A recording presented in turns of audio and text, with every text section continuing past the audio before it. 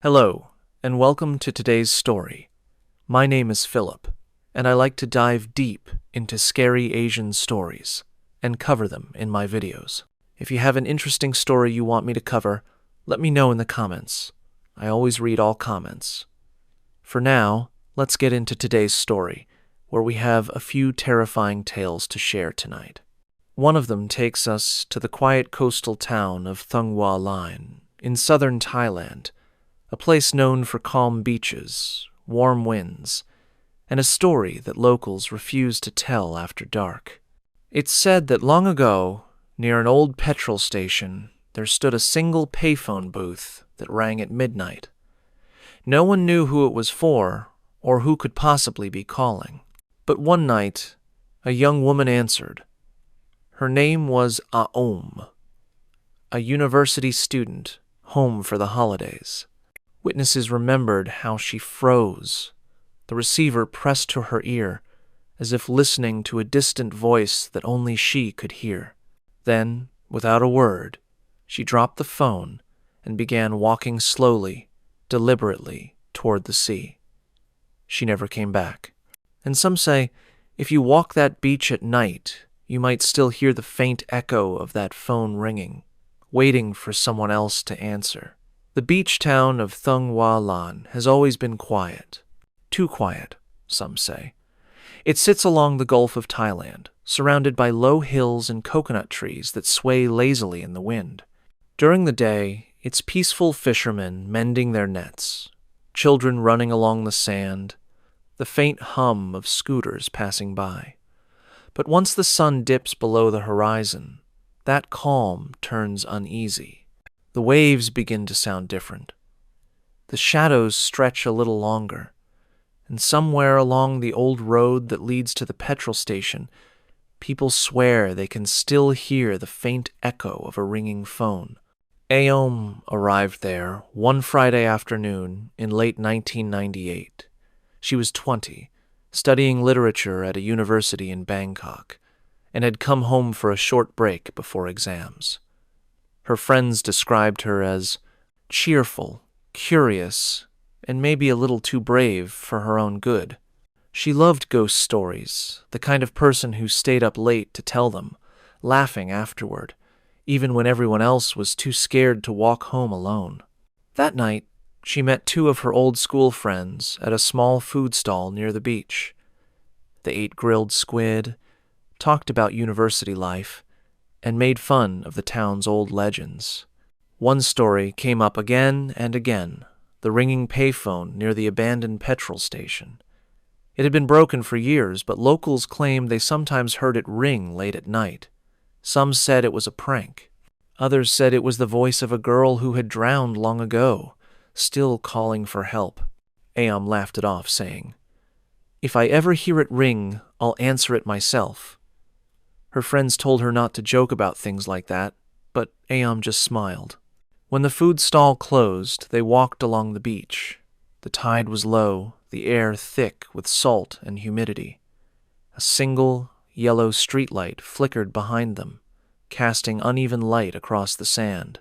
Somewhere far off, a dog barked once, then again. The road that led to the petrol station curved inland, half swallowed by weeds. A rusted sign hung at the entrance. The letters faded but still readable. The payphone booth stood beside it, its glass panels cloudy with dust, the metal corroded from years of salt air. Aom stopped to look at it. Her friends kept walking, but she lingered. The booth looked ordinary, just old, forgotten. But something about it felt wrong. The receiver hung slightly askew, swaying gently as if someone had just used it. She told herself the wind must have moved it. Then she noticed the small coin slot, still glinting under the weak light. They reached the curve of the beach where the sand met the sea wall, and one of her friends turned to call for her. Aom waved back, saying she'd catch up. She took one last look at the booth. For a moment, she thought she saw movement inside, a shape, like someone standing there. But when she blinked, it was empty. Later, her friends would say That was the last time they saw her alive. As night settled in, the town grew silent. The old petrol station loomed like a ghost of its former self, the air thick with the smell of oil and seawater. And somewhere along that empty road, the payphone rang once, then again, and again. No one was there to hear it except Aom. She stopped walking. The sound was clear, echoing through the still air. The booth was only a few meters away. She hesitated, half smiling at the thought of her earlier joke. Then she stepped closer. The receiver was swinging slightly, as if waiting for her. The first ring stopped. Then came another, and by the time she reached the booth, the night had gone completely still, except for the rhythmic crash of waves and that single, persistent sound that seemed to call only to her.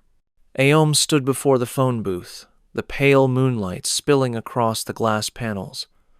The sound of the ringing filled the air, sharp and clear, cutting through the quiet night like something alive. It didn't sound old or distorted the way it should have for a payphone that hadn't worked in years. It sounded fresh, urgent, almost human. She hesitated. The air around the booth felt colder than before, and the faint scent of salt grew stronger, sharper like seawater trapped in metal. Her heart thumped hard against her ribs. For a second, she thought about turning back, running after her friends. But the curiosity that always got her in trouble whispered louder. What if it was someone lost? Or a prank? Or maybe, just maybe, the legend was real. Aom reached out and lifted the receiver. The ringing stopped instantly. At first, there was nothing. Just the faint hiss of static and the soft rush of wind through the earpiece. Then she heard it a faint sound, almost too soft to make out. It was the sound of waves. Not like the ones behind her, but deeper, heavier, as if coming from far away. Then came a voice. It was a woman's voice, distant and hollow, but unmistakably calling her name, Aom. Her breath caught. The voice said it again, slower this time. Aom. The syllable stretched in a way that made her skin crawl, like someone dragging her name across a long, wet surface. She froze. The receiver pressed tightly against her ear. "Who is this?" she whispered. There was no answer, only the faint sound of breathing, slow, steady, too calm to be normal. Then the line went dead. Lowered the phone and stared at it. The receiver felt cold against her skin, colder than the air. She glanced around the beach, was empty. Her friends were long gone, their laughter now a memory carried away by the wind. She placed the receiver back on the hook, took one step back, and the phone rang again. She jumped, her pulse racing. It rang a second time, then a third. Her eyes darted to the coin slot. Something glinted inside a single wet coin pressed against the metal edge, catching the moonlight. The edges shimmered, as if freshly soaked. Swallowed hard, then stepped closer. Her reflection in the glass looked pale and strange, slightly distorted. She leaned in, peering through the cloudy panel, and froze. There was someone inside the booth. At least, that's what it looked like. A pale figure stood behind the receiver, motionless. A woman, hair hanging long and straight, head slightly tilted. The moment blinked, the image vanished. The booth was empty again. Her hand trembled. The phone stopped ringing. The silence that followed was heavier than sound. Even the sea seemed to have gone quiet. She turned to walk away, but then, from behind her, came the faint click of the receiver lifting off the hook again. Aom whipped around. The booth door was closed, yet the phone hung loosely now, the cord swaying gently. Then came the sound again, a whisper through the static, faint but unmistakable. Aom. She stepped back, "Who are you?" she said again, her voice shaking. The static deepened, like the rush of wind through a tunnel. Then, just barely audible, came a low, distant sound, something that wasn't the sea. It was like someone humming. A woman's voice, slow and rhythmic, rising and falling. It almost sounded like a lullaby. Aom stared at the booth, the melody echoing softly through the night. She didn't recognize the song, but something about it felt wrong, off-key, as if it wasn't meant to soothe, but to call. Her body moved before she realized it. One step closer, then another. Her feet sank into the damp sand. The humming grew clearer, almost tender, like someone waiting for her to come home. Then silence. The light above the booth flickered once, twice, then went out. The sudden darkness snapped her out of her trance. She gasped and stumbled back, her hands trembling. The air felt heavy, thick with humidity, as if the night itself was watching. A scooter engine sputtered somewhere in the distance, then faded. Ayam turned toward the road, scanning for lights, but the street was empty. The only glow came from the moon reflecting off the water.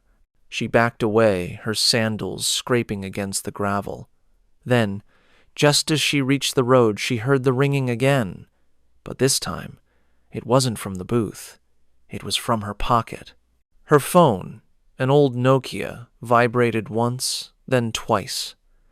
The screen lit up, showing no number, just the word unknown. Her mouth went dry. She looked toward the booth. The glass was dark now, but she could see a faint shape inside, someone standing there again. The phone buzzed a third time. Her thumb hovered over the green button. "Don't answer," something whispered inside her. But her curiosity was stronger. She pressed accept. Nothing, just that same hollow hiss. Then a single word. Aom. The voice was softer now. Closer.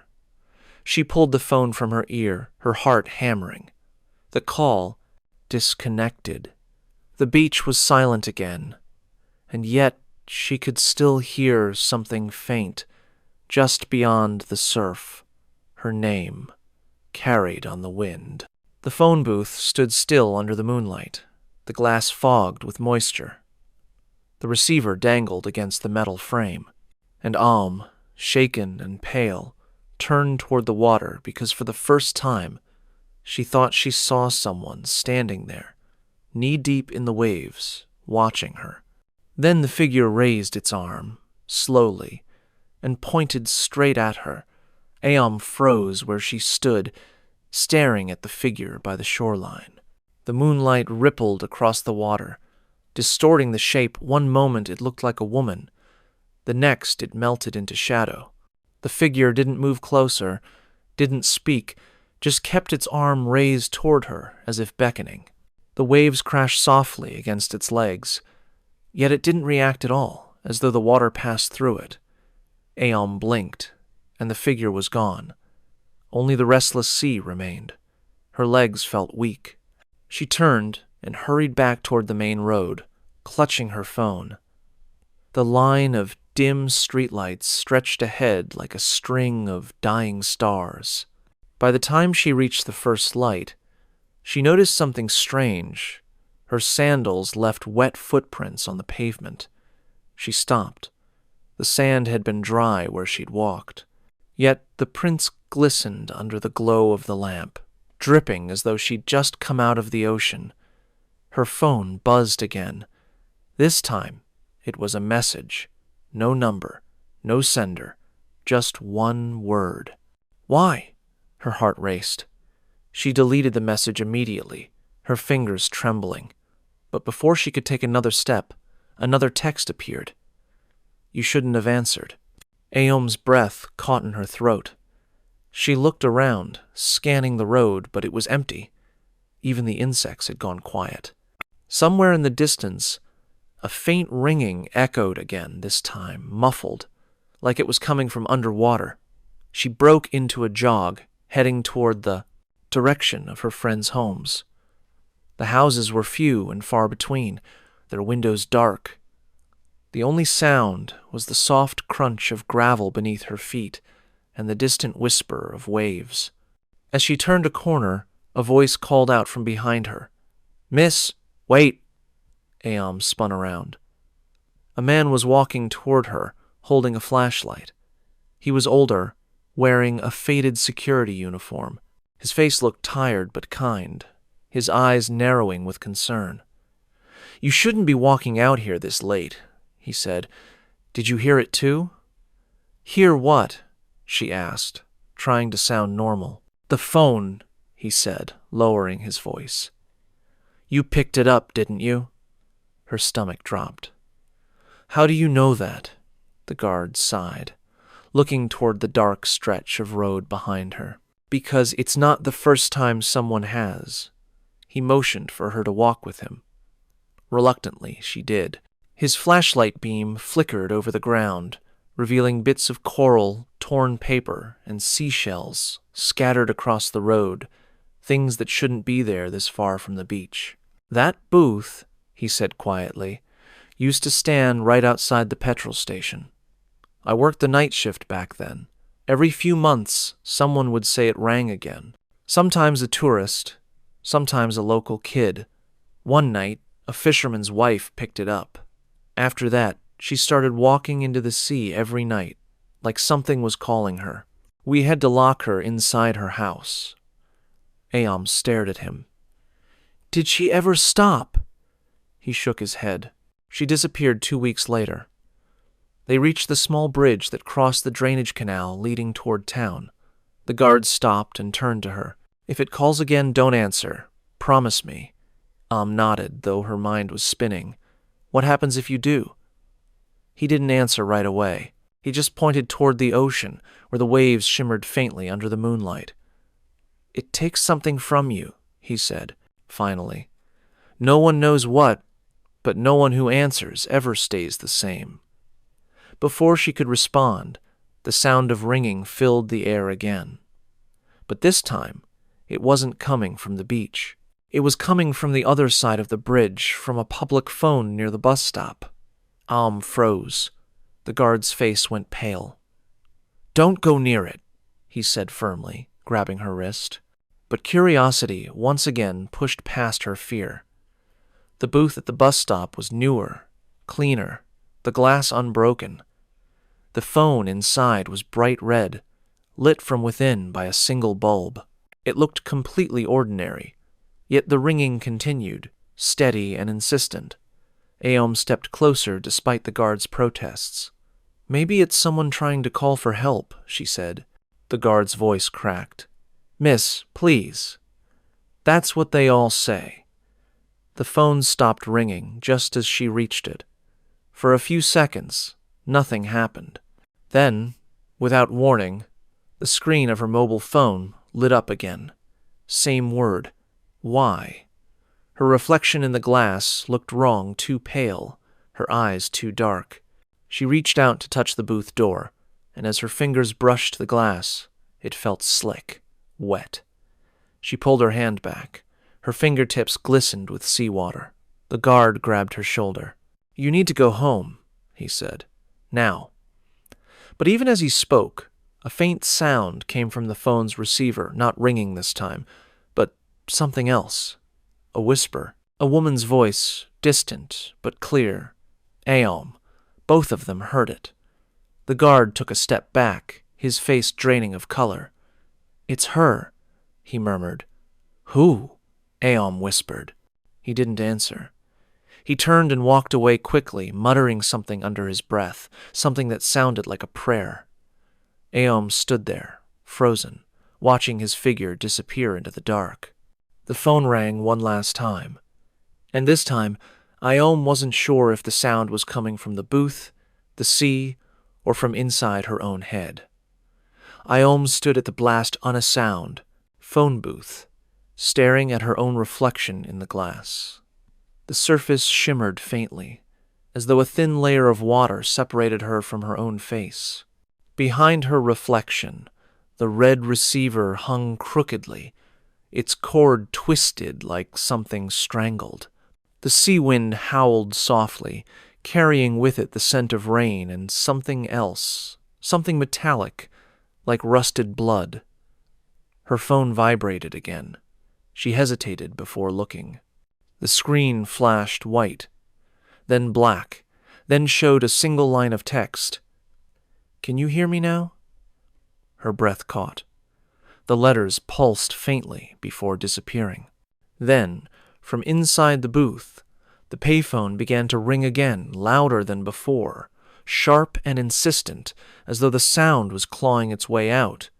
She backed away, her pulse racing.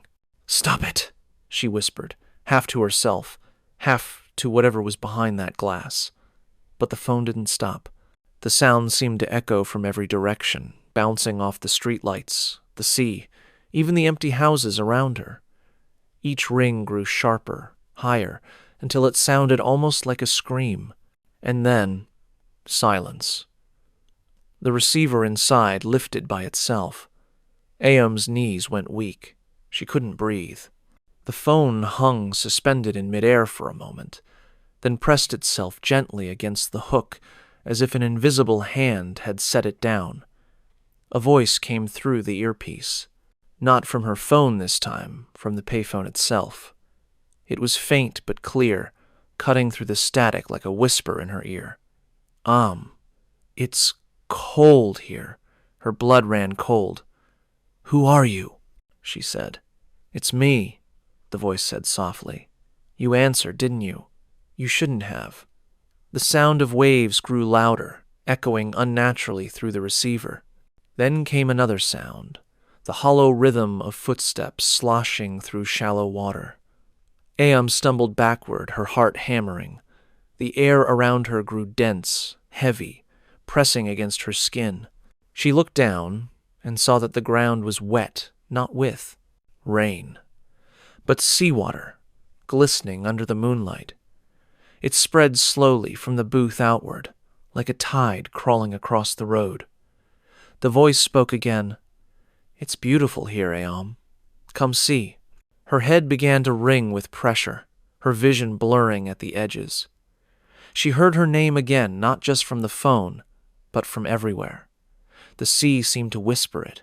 The wind carried it. Even her own heartbeat seemed to echo it back. Then she saw movement in the corner of her eye. The reflection in the booth glass shifted. Another face now stood beside her own, pale, waterlogged, eyes open but clouded. The hair floated weightlessly, drifting as if underwater. The mouth moved slightly, whispering something she couldn't hear. Aom turned and ran. The sound of the phone followed her, ringing, ringing, ringing, each note stretching longer, darker, as if the sound itself was chasing her. Her feet splashed through puddles that hadn't been there seconds ago. The smell of salt burned in her nose. When she reached the bridge, she saw the security guard again standing completely still, flashlight pointed toward her. She ran up to him, panting. "It's the phone," she gasped. It's calling me." But he didn't move. His face was blank, his eyes fixed on her. "Sir?" she said, stepping closer. The flashlight slipped from his hand and clattered onto the road. He was drenched, his uniform soaked, as if he'd been standing in the sea. His lips trembled, and when he finally spoke, his voice was faint, hollow. "She's coming," he whispered. Then, before Aom could react, the phone booth behind her lit up bright red, glowing like a beacon through the dark. The ringing started again, louder this time, so loud it seemed to vibrate through the ground beneath her feet. She turned. The glass panels of the booth were completely fogged now. Shapes pressed against them from the inside hands, dozens of them, pale and dripping. The door creaked open, and for a moment, Aom thought she saw a figure step out, the same woman she had seen in the waves. Long hair clung to her face. Water pooled beneath her bare feet. Her skin shimmered faintly blue under the moonlight. And her eyes, they were not human eyes. They were wide and glassy, reflecting nothing but endless darkness. The woman tilted her head. Then she smiled. "Come answer me," she whispered. Aom stumbled backward, shaking her head. The air grew freezing, her breath visible in front of her. The sound of rushing water filled her ears. She turned to run, but the guard was gone. In his place, a trail of wet footprints led straight toward the sea. The world around her seemed to twist, the waves rising higher, the streetlights flickering violently. The payphone kept ringing, relentless. Aom screamed and covered her ears, but the sound was inside her head now, vibrating through her skull, syncing with her heartbeat. Her phone fell from her hand and hit the ground. The screen cracked, but for a brief second before it went dark, she saw it flash one final message. "Answer, or I'll come to you." Then, silence. The booth's door slowly closed by itself, sealing with a soft click. The light inside flickered once and went out. Aom stood trembling, drenched, surrounded by stillness. The sea was calm again. The moon hung overhead, cold and distant. But behind her, faintly, the receiver lifted once more. "Aom," the voice whispered, "it's your turn." And then, for the first time, Aom realized the sound wasn't coming from the booth anymore. It was coming from the ocean. The waves had gone strangely quiet. Not a single breeze moved the air. Not a single cricket dared to sing. It felt as if the entire beach was holding its breath, waiting. Aom's body trembled as she turned back toward the booth. The red light inside it glowed faintly once more, pulsing like a dying heart. Each time it brightened, she could see faint shapes flicker across the fogged glass faces, blurred and pale, like reflections caught in deep water. The last words still echoed in her mind. "It's your turn." Her throat tightened. She tried to move, but her legs felt numb, heavy, as if the ground itself was pulling her downward. The scent of seawater was overpowering now. She looked down. Her feet were submerged ankle-deep in water, though the tide hadn't reached this far in years. The puddles rippled outward, feeding back toward the booth. Aom stumbled forward, clutching the side of the bridge railing. Her mind was spinning. None of it made sense: the voice, the guard's warning, the figure in the sea. But one thing echoed louder than all of it.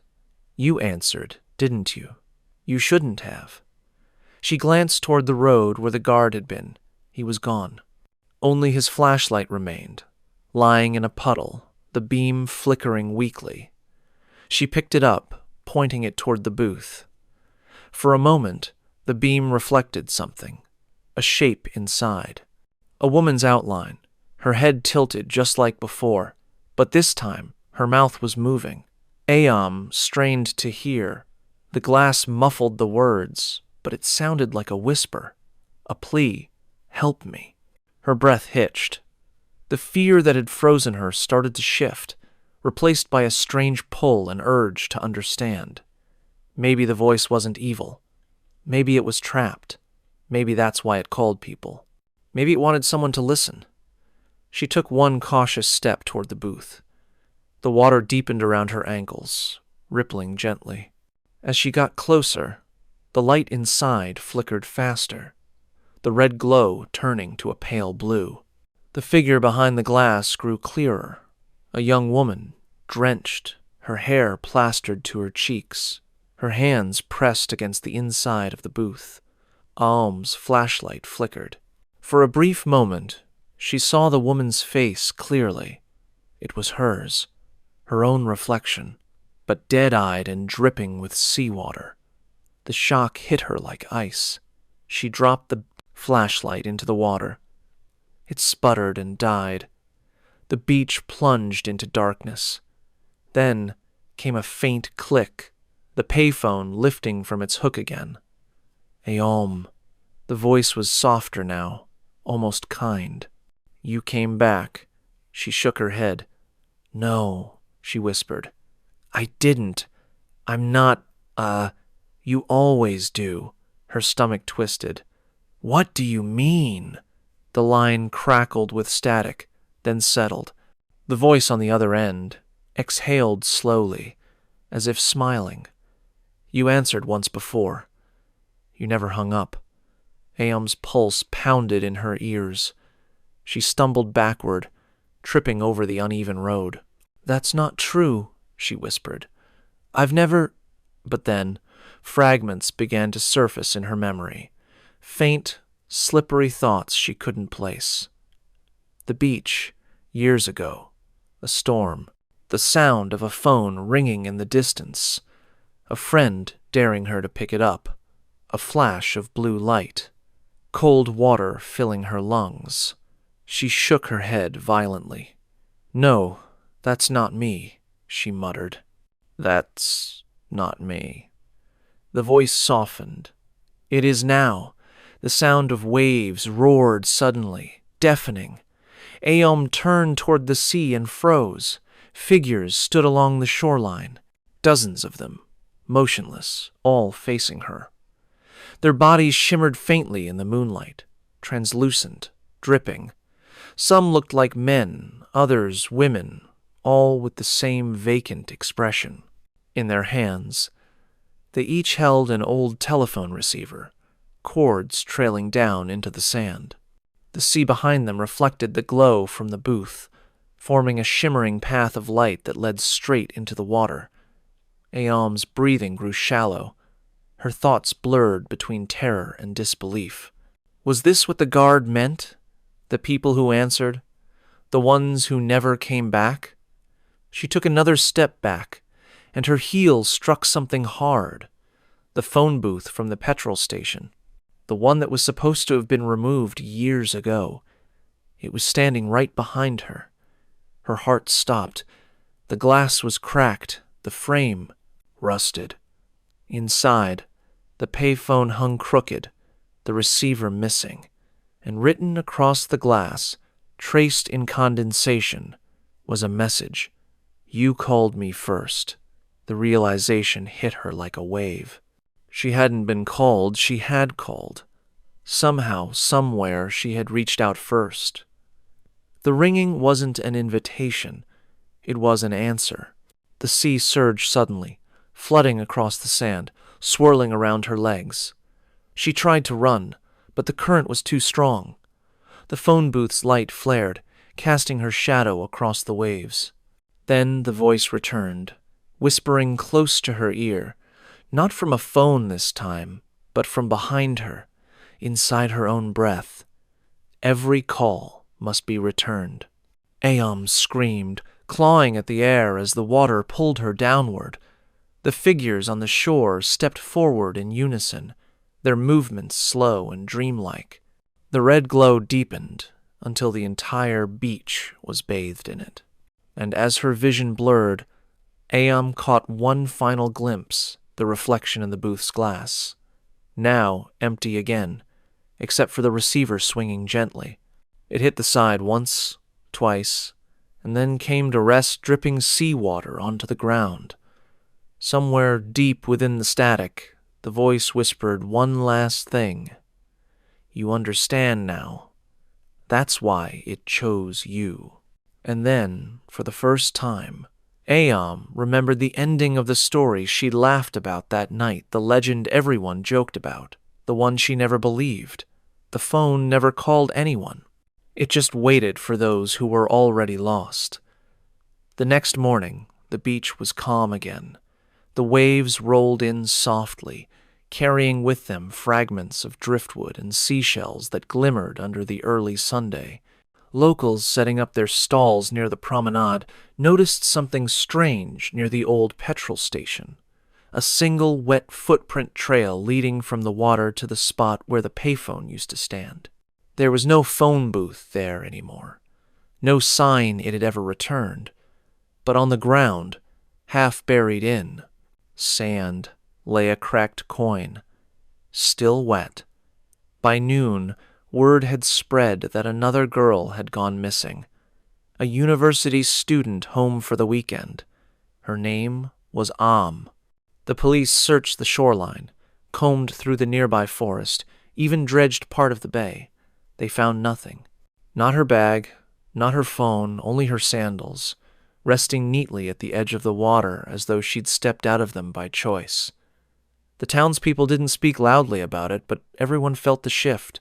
At night, the wind that swept across Thonghua Lane carried something different now, the faint, rhythmic sound of a phone ringing. Some said it came from the sea. Others said it came from the direction of the old petrol station. 2 nights later, a fisherman returning from his rounds claimed he saw a woman standing knee-deep in the surf, her hair clinging to her shoulders, her head tilted slightly, as if listening. She didn't move or turn when he called out, but when he drew closer, he realized she wasn't holding a fishing net or lantern. She was holding a red phone receiver, its cord trailing into the waves. He ran before she looked up. No one else has gone missing since. Yet, on quiet nights, when the tide is low and the air hangs heavy, locals say you can still hear it, a soft, distant ringing that seems to come from nowhere. And if you listen closely, just before it fades, a voice whispers through the wind, "Don't answer." The story of Ayam and the ringing payphone isn't the only mystery that haunts Thailand's quiet roads. In a country where spirits are said to linger where life ended suddenly, one haunting often leads to another. Just a few 100 kilometers north, along the misty highways of Phitsanulok, travelers whisper about a different kind of call, not through a phone, but through headlights cutting across the fog.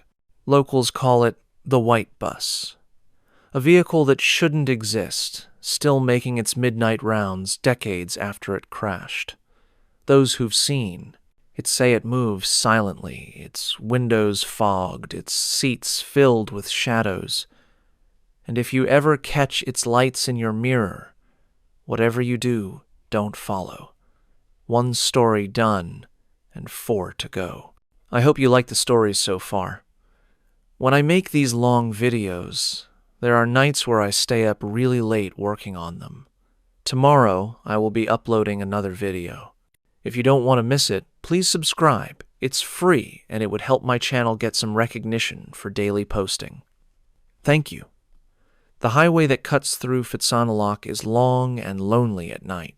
Endless stretches of asphalt surrounded by rice fields, half-lit gas stations, and the occasional flicker of a roadside shrine. When fog settles over the plains, thick, milky, and unmoving, even the sound of passing trucks seems swallowed whole. That's when locals say you should never look too long into the distance. Because sometimes, through the haze, you'll see a bus with white paint and dim yellow lights gliding silently down the road. And if you do, it's already too late to turn around. It was a night like that when Anand left his shift at the transport depot. He was a long-haul driver, 38, tired, and eager to get home. The clock had just passed midnight. His cargo was light spare machine parts bound for Chiang Mai, and the fog was starting to roll in from the east, blanketing the road ahead. He'd driven this route hundreds of times, knew every curve, every roadside vendor, every temple bell that chimed faintly through the darkness. But that night, something felt different. As he pulled onto the highway, the sound of his tires against the asphalt echoed strangely, like driving underwater. His headlights barely cut through the mist, the road signs blurred into glowing smudges. Still, he pressed on. He'd promised his daughter he'd be home by morning. The radio played softly, an old Thai ballad from the 82nds, though it faded in and out as if the air itself was interfering with the signal. Every few minutes, he thought he saw shapes shifting in the fog ahead, the outline of another vehicle maybe, but each time he blinked, it vanished. Then, as he rounded a bend near kilometer marker 67, he saw it, a large white bus moving slowly ahead of him. No license plate, no markings. Just dull headlights and a long shadow that seemed to glide rather than roll. It looked old, the kind of government shuttle buses used decades ago to transport students between towns. Anand felt a strange relief at first. At least he wasn't the only one on the road. He honked once to signal his presence. The bus didn't react. He tried to overtake it, pulling to the right lane, but something about it made him hesitate. Through the fogged windows, he thought he saw a movement, faint silhouettes sitting perfectly still, all facing forward. No driver was visible. Just rows of passengers, unmoving, their heads slightly tilted downward. He blinked hard, rubbed his eyes, and glanced again. The seats were empty, completely empty. A chill crept down his spine. Maybe he was imagining things, the fatigue, the fog, the long hours. But the bus was real. It stayed in front of him, steady and silent. When he slowed down, it slowed too. When he sped up, it did the same. Anand turned off the radio. All he could hear now was the low hum of his engine and the rhythmic creak of the truck's suspension. The air inside his cabin felt colder than before, the kind of cold that seeps into your bones, unnatural for the humid Thai night. He glanced at the clock, 1:47 a.m. His eyes returned to the road, and that's when he noticed something that made his blood run cold. The highway ahead wasn't supposed to slope downward, but it did now. The landscape had changed, subtly but unmistakably. The trees that once lined the road were gone. The faint lights from nearby houses had disappeared. The bus was leading him somewhere he didn't recognize. He leaned forward, squinting through the fog. The taillights of the bus flickered weakly once, twice, before stabilizing again. He could barely make out the faded lettering on the back panel, just beneath the rear window. Faculty of Medicine, Phitsanulok University. Anand frowned. That shuttle line had been shut down years ago, after a tragic accident. He remembered hearing about it, a group of medical students who never made it back from a volunteer trip. Their bus had veered off a cliff during a storm. The wreckage was never found. He swallowed hard, gripping the steering wheel tighter. Maybe it was a coincidence. Maybe this was a different bus. But deep down, a part of him already knew. The fog wasn't just weather. It was a curtain. And something on the other side was waiting for him to cross. Anand's hands tightened around the steering wheel as he followed the white bus deeper into the fog. The highway had become strangely silent. No other headlights. No oncoming traffic. Not even the glow of a roadside shrine. Only the bus ahead, gliding slowly, steadily, like it knew exactly where it was going. He flicked his high beams twice, hoping to signal it, but the light seemed to dissolve in the mist. The bus didn't react. Its taillights were faint and flickering, like the last embers of a dying flame. He adjusted his mirror behind him. The world had disappeared. No trace of the depot. No distant glow of the city. Just fog swallowing the road whole. Something about that silence pressed against his chest. He reached for the radio again, turning the dial to find a station, but all he got was static, a low, distorted hum that rose and fell in uneven rhythm. Then, through the static, a faint voice came through. No passengers left, all gone. Anand froze. The words were broken, distant, fading in and out, like they were being broadcast from underwater. He leaned closer to the speaker. "Hello? Repeat that?" The voice didn't answer. The static returned, louder this time, hissing in his ears. He switched the radio off immediately, his pulse quickening. Up ahead, the bus's brake lights flashed, once then went dark. For a moment, Anand thought it had stopped completely. But when he blinked, it was moving again, this time faster. He pressed on the gas to keep up. The road felt narrower now, curving in ways he didn't recognize. At the next bend, he noticed something even stranger. The bus wasn't leaving tire marks. He squinted through the windshield. The asphalt behind it was damp from the mist, his own tires leaving visible tracks but not the bus. It glided without disturbing the surface, like it wasn't really touching the road at all. A shiver ran through him. Maybe it was a trick of the fog. Maybe he was too tired. But when he blinked again, he saw faces in the rear window, faint outlines, watching him. Their expressions were still, their eyes blank. Then, as quickly as they appeared, they were gone. Anand slowed his truck. The fog thickened again, swallowing the bus completely. He leaned forward, peering through the windshield, trying to spot its lights. Nothing. The road was empty. He exhaled shakily and rubbed his temples. "Get a grip," he muttered.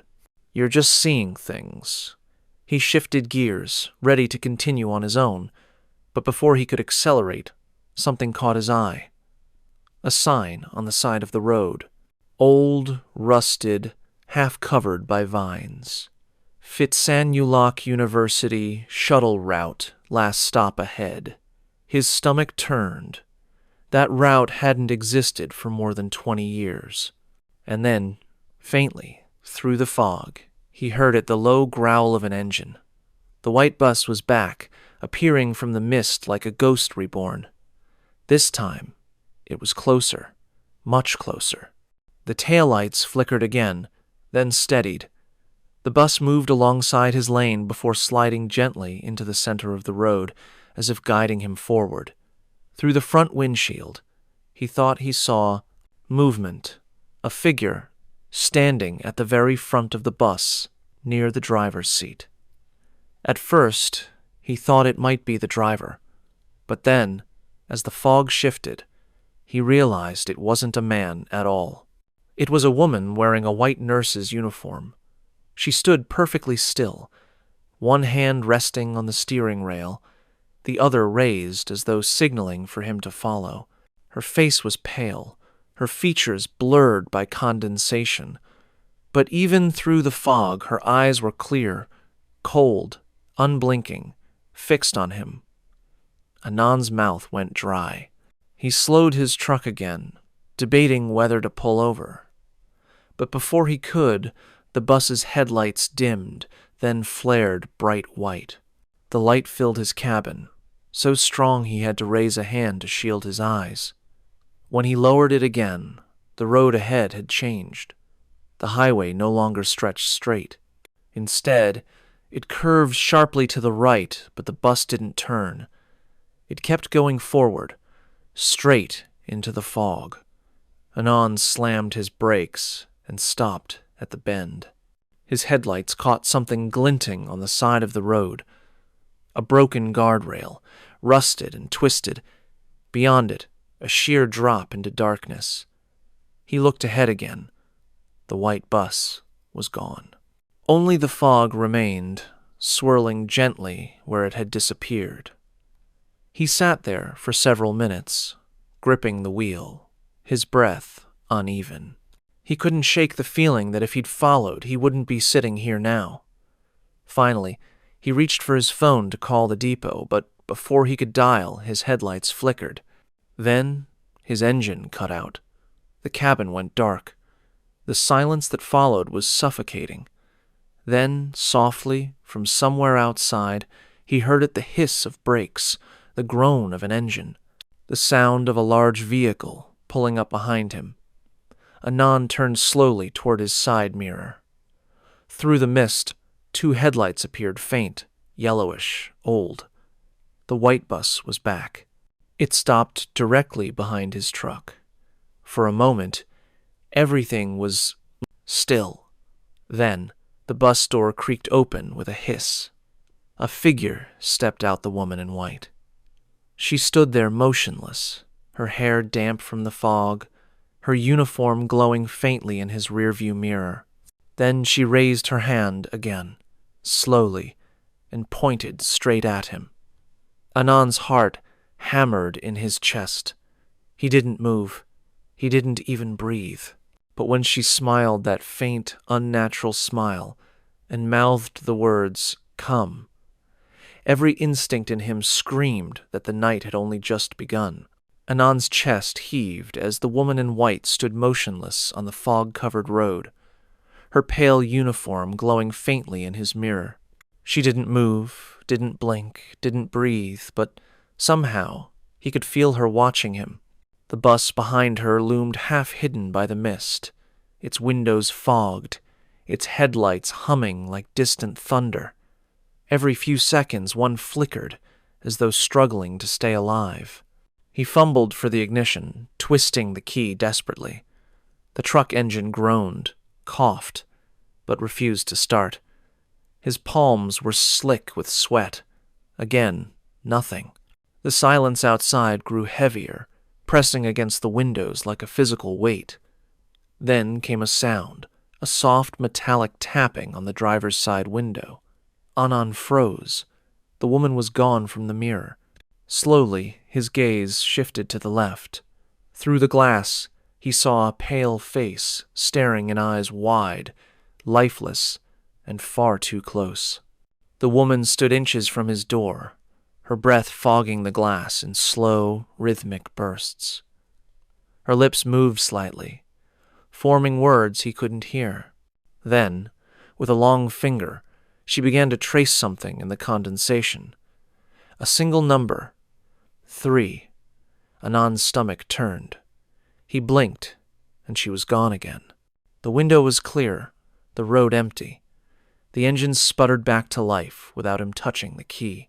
His headlights flickered on, cutting through the fog, and once again, the bus was there, now farther up the road, idling at a complete stop. Its door was open. Every fiber of his being told him to turn around, to drive the other way. But the highway behind him had vanished completely into darkness. The fog was too thick. His only choice was forward. He swallowed hard and began to drive, his tires crunching over gravel. As he approached the bus, he slowed to a crawl. The interior was dimly lit, pale light spilling through the open door. Rows of seats lined both sides, empty at first glance. But as his truck drew closer, he realized something strange. The shapes inside weren't still. They were moving. Dozens of silhouette students, maybe swaying back and forth, heads bobbing in unison, as though rocking to an invisible rhythm. He rolled his window down an inch. A gust of freezing air rushed in, carrying the faintest sound of whispers. Dozens of overlapping voices murmuring in Thai fragments of phrases, cut off by static. "Late for class. Don't look down. She's still waiting." The whispers built to a dull roar, then fell silent all at once. Anand slammed the window shut and pressed the gas. His truck roared past the bus, the air warping with the rush of movement. He didn't look back, but the road ahead was no longer familiar. The fog had thickened again, and the world outside the windshield seemed to shift the landscape subtly wrong. The highway markings twisted into cracked, faded lines. Trees leaned unnaturally toward the road, their branches gnarled like hands reaching out. His dashboard clock flickered.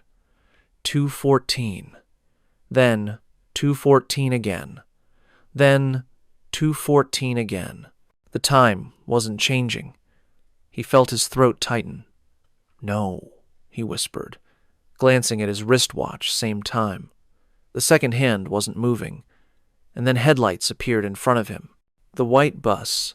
Somehow, impossibly, it was ahead of him again. It was facing him this time. Its high beams flared to life, blinding him. Anand slammed his brakes, the tires screeching as his truck slid sideways across the asphalt. The air filled with the smell of burnt rubber and something else, smoke, maybe, or salt. The bus didn't move. It sat there, idling quietly, the driver's seat now clearly visible. The woman in white sat behind the wheel, hands placed neatly at 10 and 2, her head tilted slightly to the side. Annan's phone buzzed violently on the passenger seat. He snatched it up. No signal. But there was a new notification, a text message with no sender. "You were supposed to be on time." He looked up again. The woman was standing in front of his truck now. One hand rested on the hood. Her mouth opened, as if she was about to speak, but instead of words, a sound escaped, the blaring of a horn. It wasn't hers.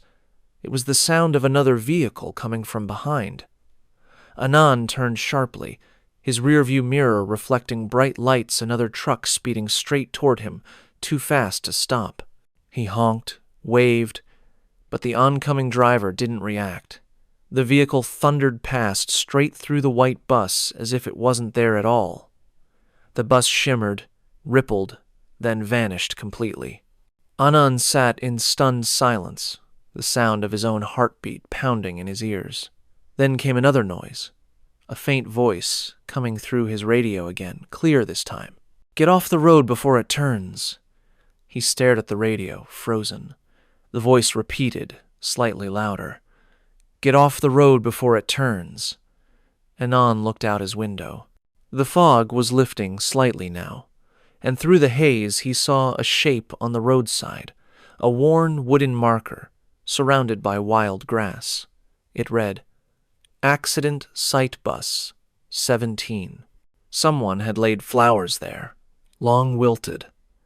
A rusted cross stood crooked beside it, and beneath it, almost buried in the soil, a small piece of white metal, a bus license plate, half visible. Anand wiped the dirt away with trembling hands. The numbers read 03, the same number the woman had written on his window. And as he realized it, the fog began to thicken again, swallowing the world whole once more. Anand stared at the rusted plate in his hands, his breath coming in short, uneven bursts. The number 03 glinted faintly under the weak beam of his truck's headlights, still smeared with dirt. His mind spun. That was the number the woman had written on his window. The same number tied to the university shuttle accident all those years ago. Bus 03. The air around him felt heavier, now thicker, like breathing through water. The fog pressed close, swirling in strange shapes that almost looked like movement. Every few seconds, he thought he saw figures standing within it, faint outlines of people in white coats, their faces obscured. Then, as quickly as they appeared, they were gone. He dropped the plate and stumbled backward, glancing toward his truck. The headlights flickered once, then again. Then they went out completely. Darkness swallowed everything. Anand's pulse thundered in his ears. He yanked open the driver's door, climbed inside, and twisted the key in the ignition. The engine groaned, then sputtered to life, the dashboard flickering weakly. He pressed the gas.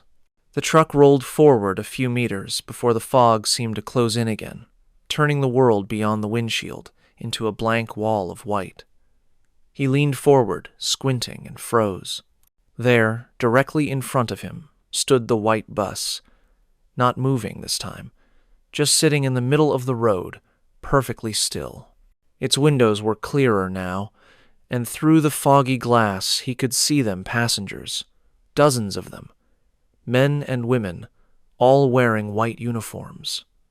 Their faces were pale, eyes dark and hollow.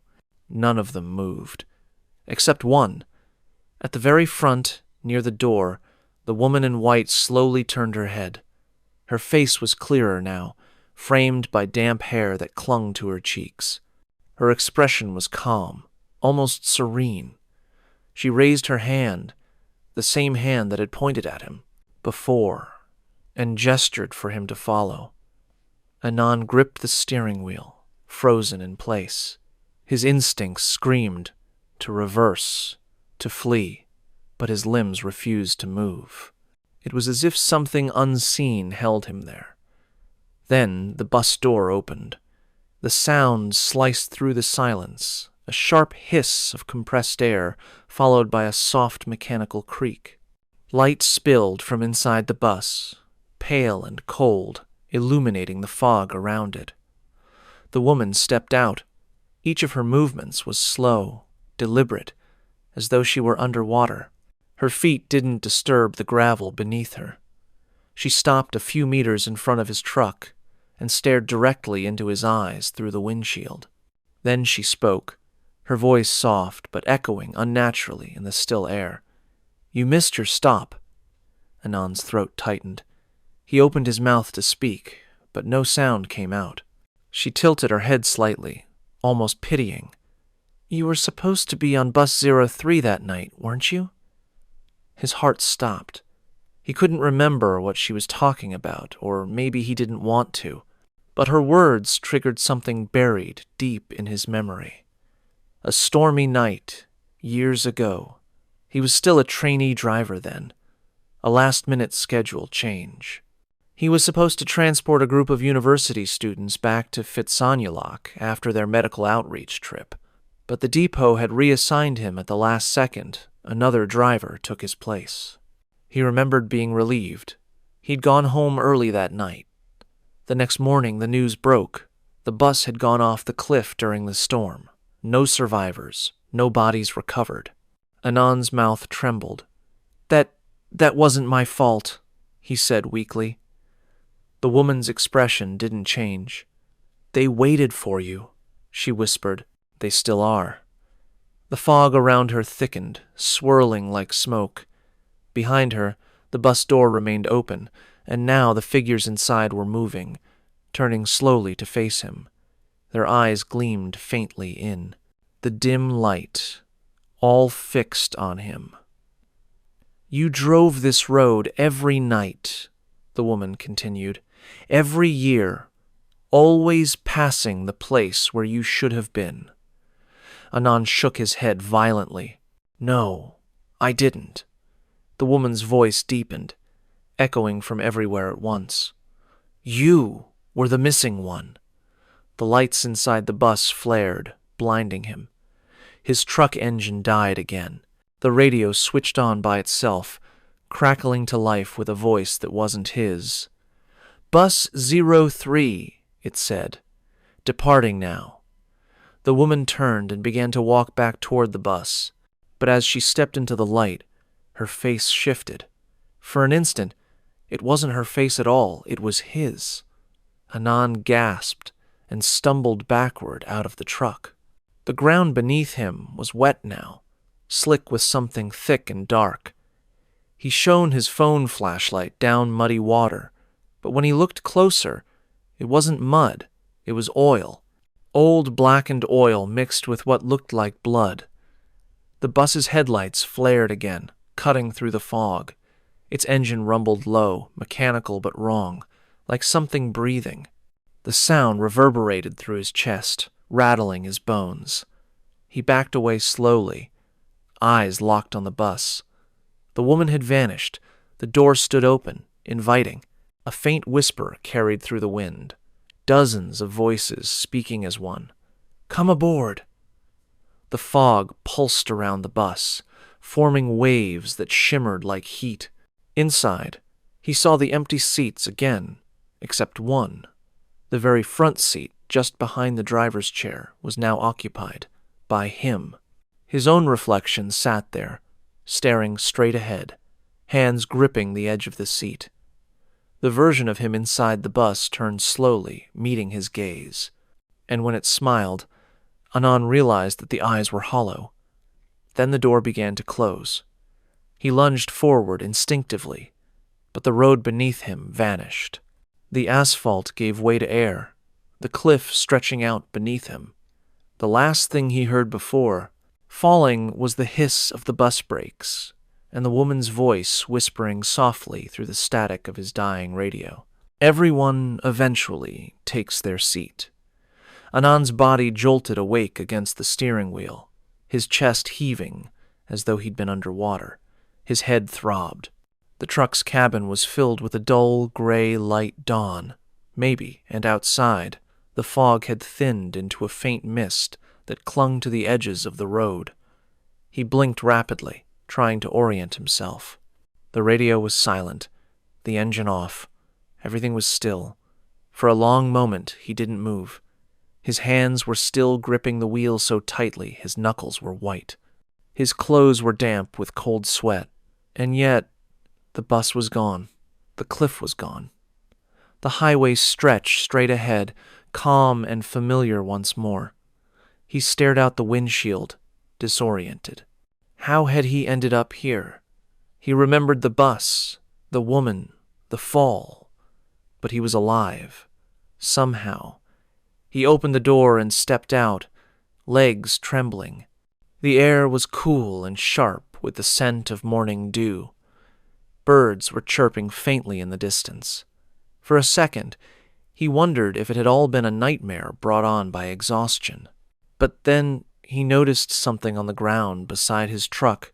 Footprints, a trail of them, faint but unmistakable, leading away from the road and into the nearby trees. Dozens of prints, barefoot, small, and perfectly spaced, as if made by people walking in a line.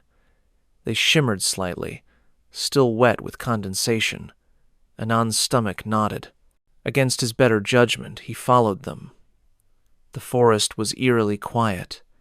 No rustling leaves, no insects, just the soft crunch of gravel underfoot. The prince led him down a narrow path that opened into a small clearing, and there, half buried in the tall grass, he saw it a wreck, an old bus.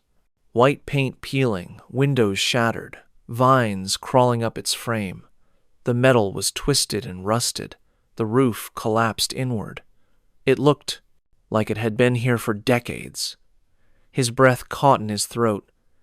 The number stenciled faintly across the side read 03. He stepped closer, heart pounding. The interior was dark, but sunlight filtered through the broken glass, revealing rows of seats still intact. A faint shimmer hung in the air, like heat rising from asphalt. He felt drawn to it, not out of curiosity now, but guilt.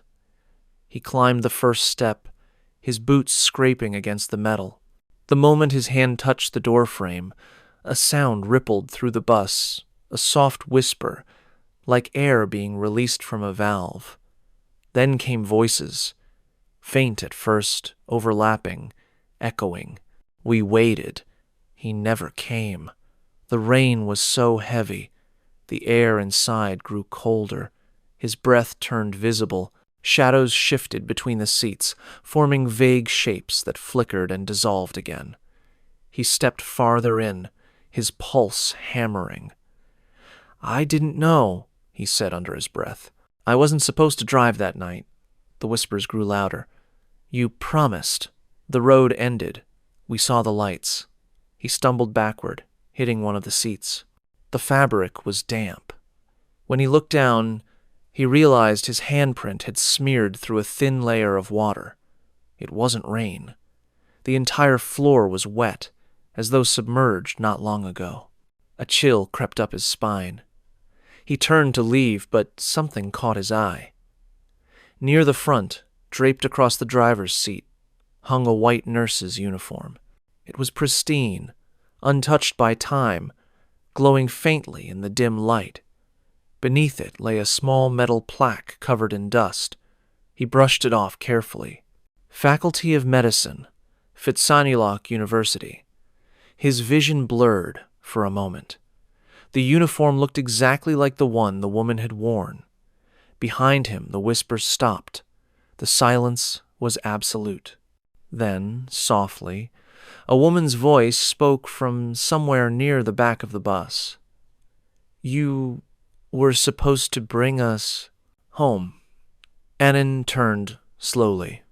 At first, he saw nothing.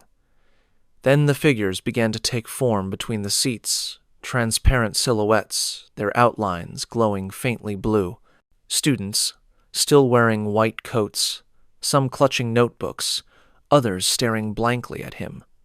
And among them stood the woman, the nurse. Her eyes were no longer empty. They were sad. "You were the driver," she said quietly. "You left before the storm." He shook his head weakly. "No, they told me I didn't have to go." "Another driver?" Her expression hardened. "There was no other driver." He froze. She stepped closer. "The bus left the depot with no one at the wheel. We waited for you. The road turned before dawn, and we never saw the curve." The realization hit him like a blow. The story, the tragedy, had always said the driver's body was never found. But what if there had never been one? The bus hadn't crashed because of the rain. It had crashed because no one had been driving, because of him. Anand stumbled backward toward the open door. "No, I didn't know," he whispered. "I didn't mean to." The nurse's voice softened again, almost tender. "You drove this road for years trying to make it right. That's why we showed you the way back." He shook his head, tears welling. "I don't understand." She tilted her head, her tone almost kind. "We're not angry. We just needed someone to take us home." Then she smiled, faint, almost peaceful. Behind her, the other passengers began to fade, one by one, their forms dissolving into pale mist that drifted toward the windows. The bus glowed softly, its metal brightening, its broken edges smoothing as though time were reversing. The fog outside thickened again, wrapping around it like a shroud. Anand stumbled off the steps and back onto the road. When he turned to look again, the bus was gone. Only the clearing remained, silent and empty. A single white nurse's cap lay in the grass where the wreck had been, still damp with dew. And faintly, carried on the morning wind, came the echo of an engine starting, followed by the hiss of a door closing. Then silence. The white bus was gone, but the guilt that bound him to it lingered, a reminder that sometimes the dead don't seek revenge. They just want to finish the journey they never got to end. By sunrise, the fog had lifted from the Phitsanulok highway. Cars began to pass again, headlights gliding over the wet asphalt, their drivers unaware of what had unfolded hours earlier. The world looked ordinary. Birds sang. The air was clear, but something along that stretch of road had quietly changed. Anand drove back to town in silence. His clothes were still damp, his hands trembling faintly on the steering wheel. The bus was gone, but its shadow lingered in his rearview mirror, as though it might appear again if he blinked too long. He didn't turn on the radio. He couldn't bear to. Every small hiss of static made his heart seize. When he finally reached the depot, the morning shift had just begun. A young mechanic waved at him from the gate, then frowned when he saw Anand's face. "You look like you've seen a ghost," the man joked. Anand didn't laugh. He simply nodded and parked the truck. As he climbed down, something caught his eye, a faint mark on the side panel near the fuel cap. Numbers scratched into the paint. 03. He froze. The mechanic followed his gaze. "What's that?" Anand didn't answer. He just backed away slowly, the air turning cold again despite the sunlight. The fog was gone, but in the distance, somewhere beyond the rows of parked vehicles, he thought he heard it, the soft hiss of air brakes, faint and distant.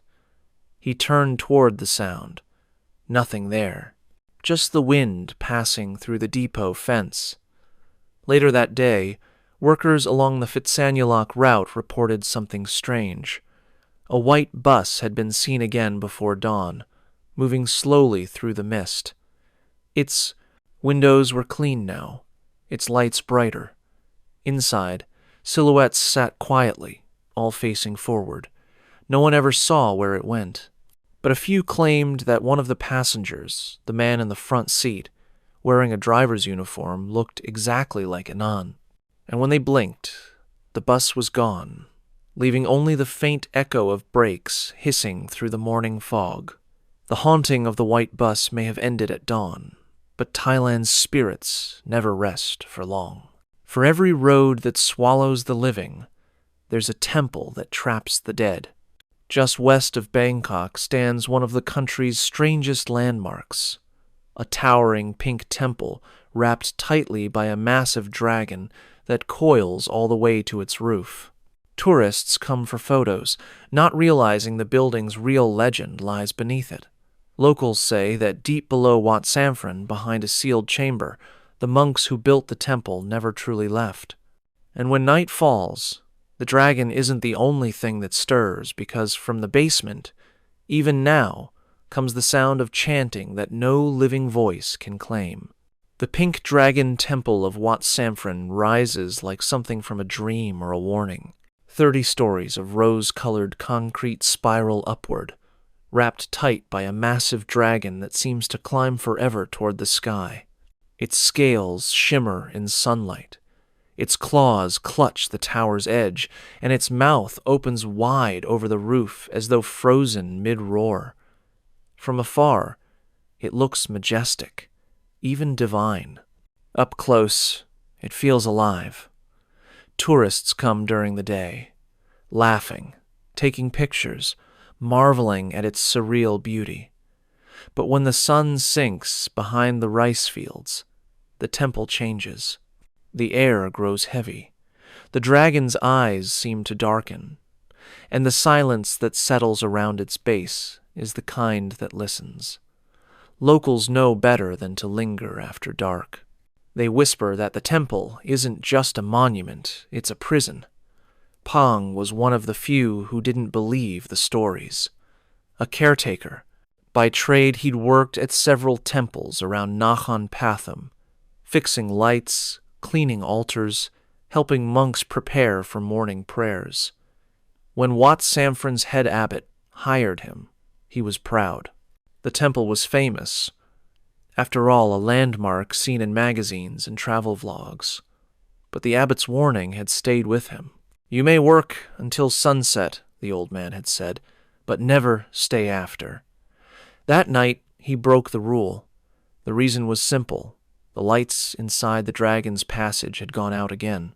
The tunnel ran through the beast's hollow body, spiraling up the temple's core. It was the attraction's main feature, allowing visitors to walk through the dragon.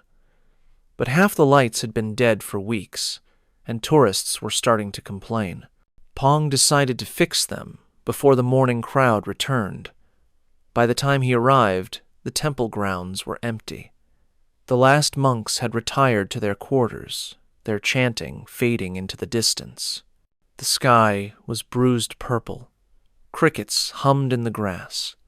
Pong climbed the stairs, leading to the dragon's entrance, his toolbox swinging by his side.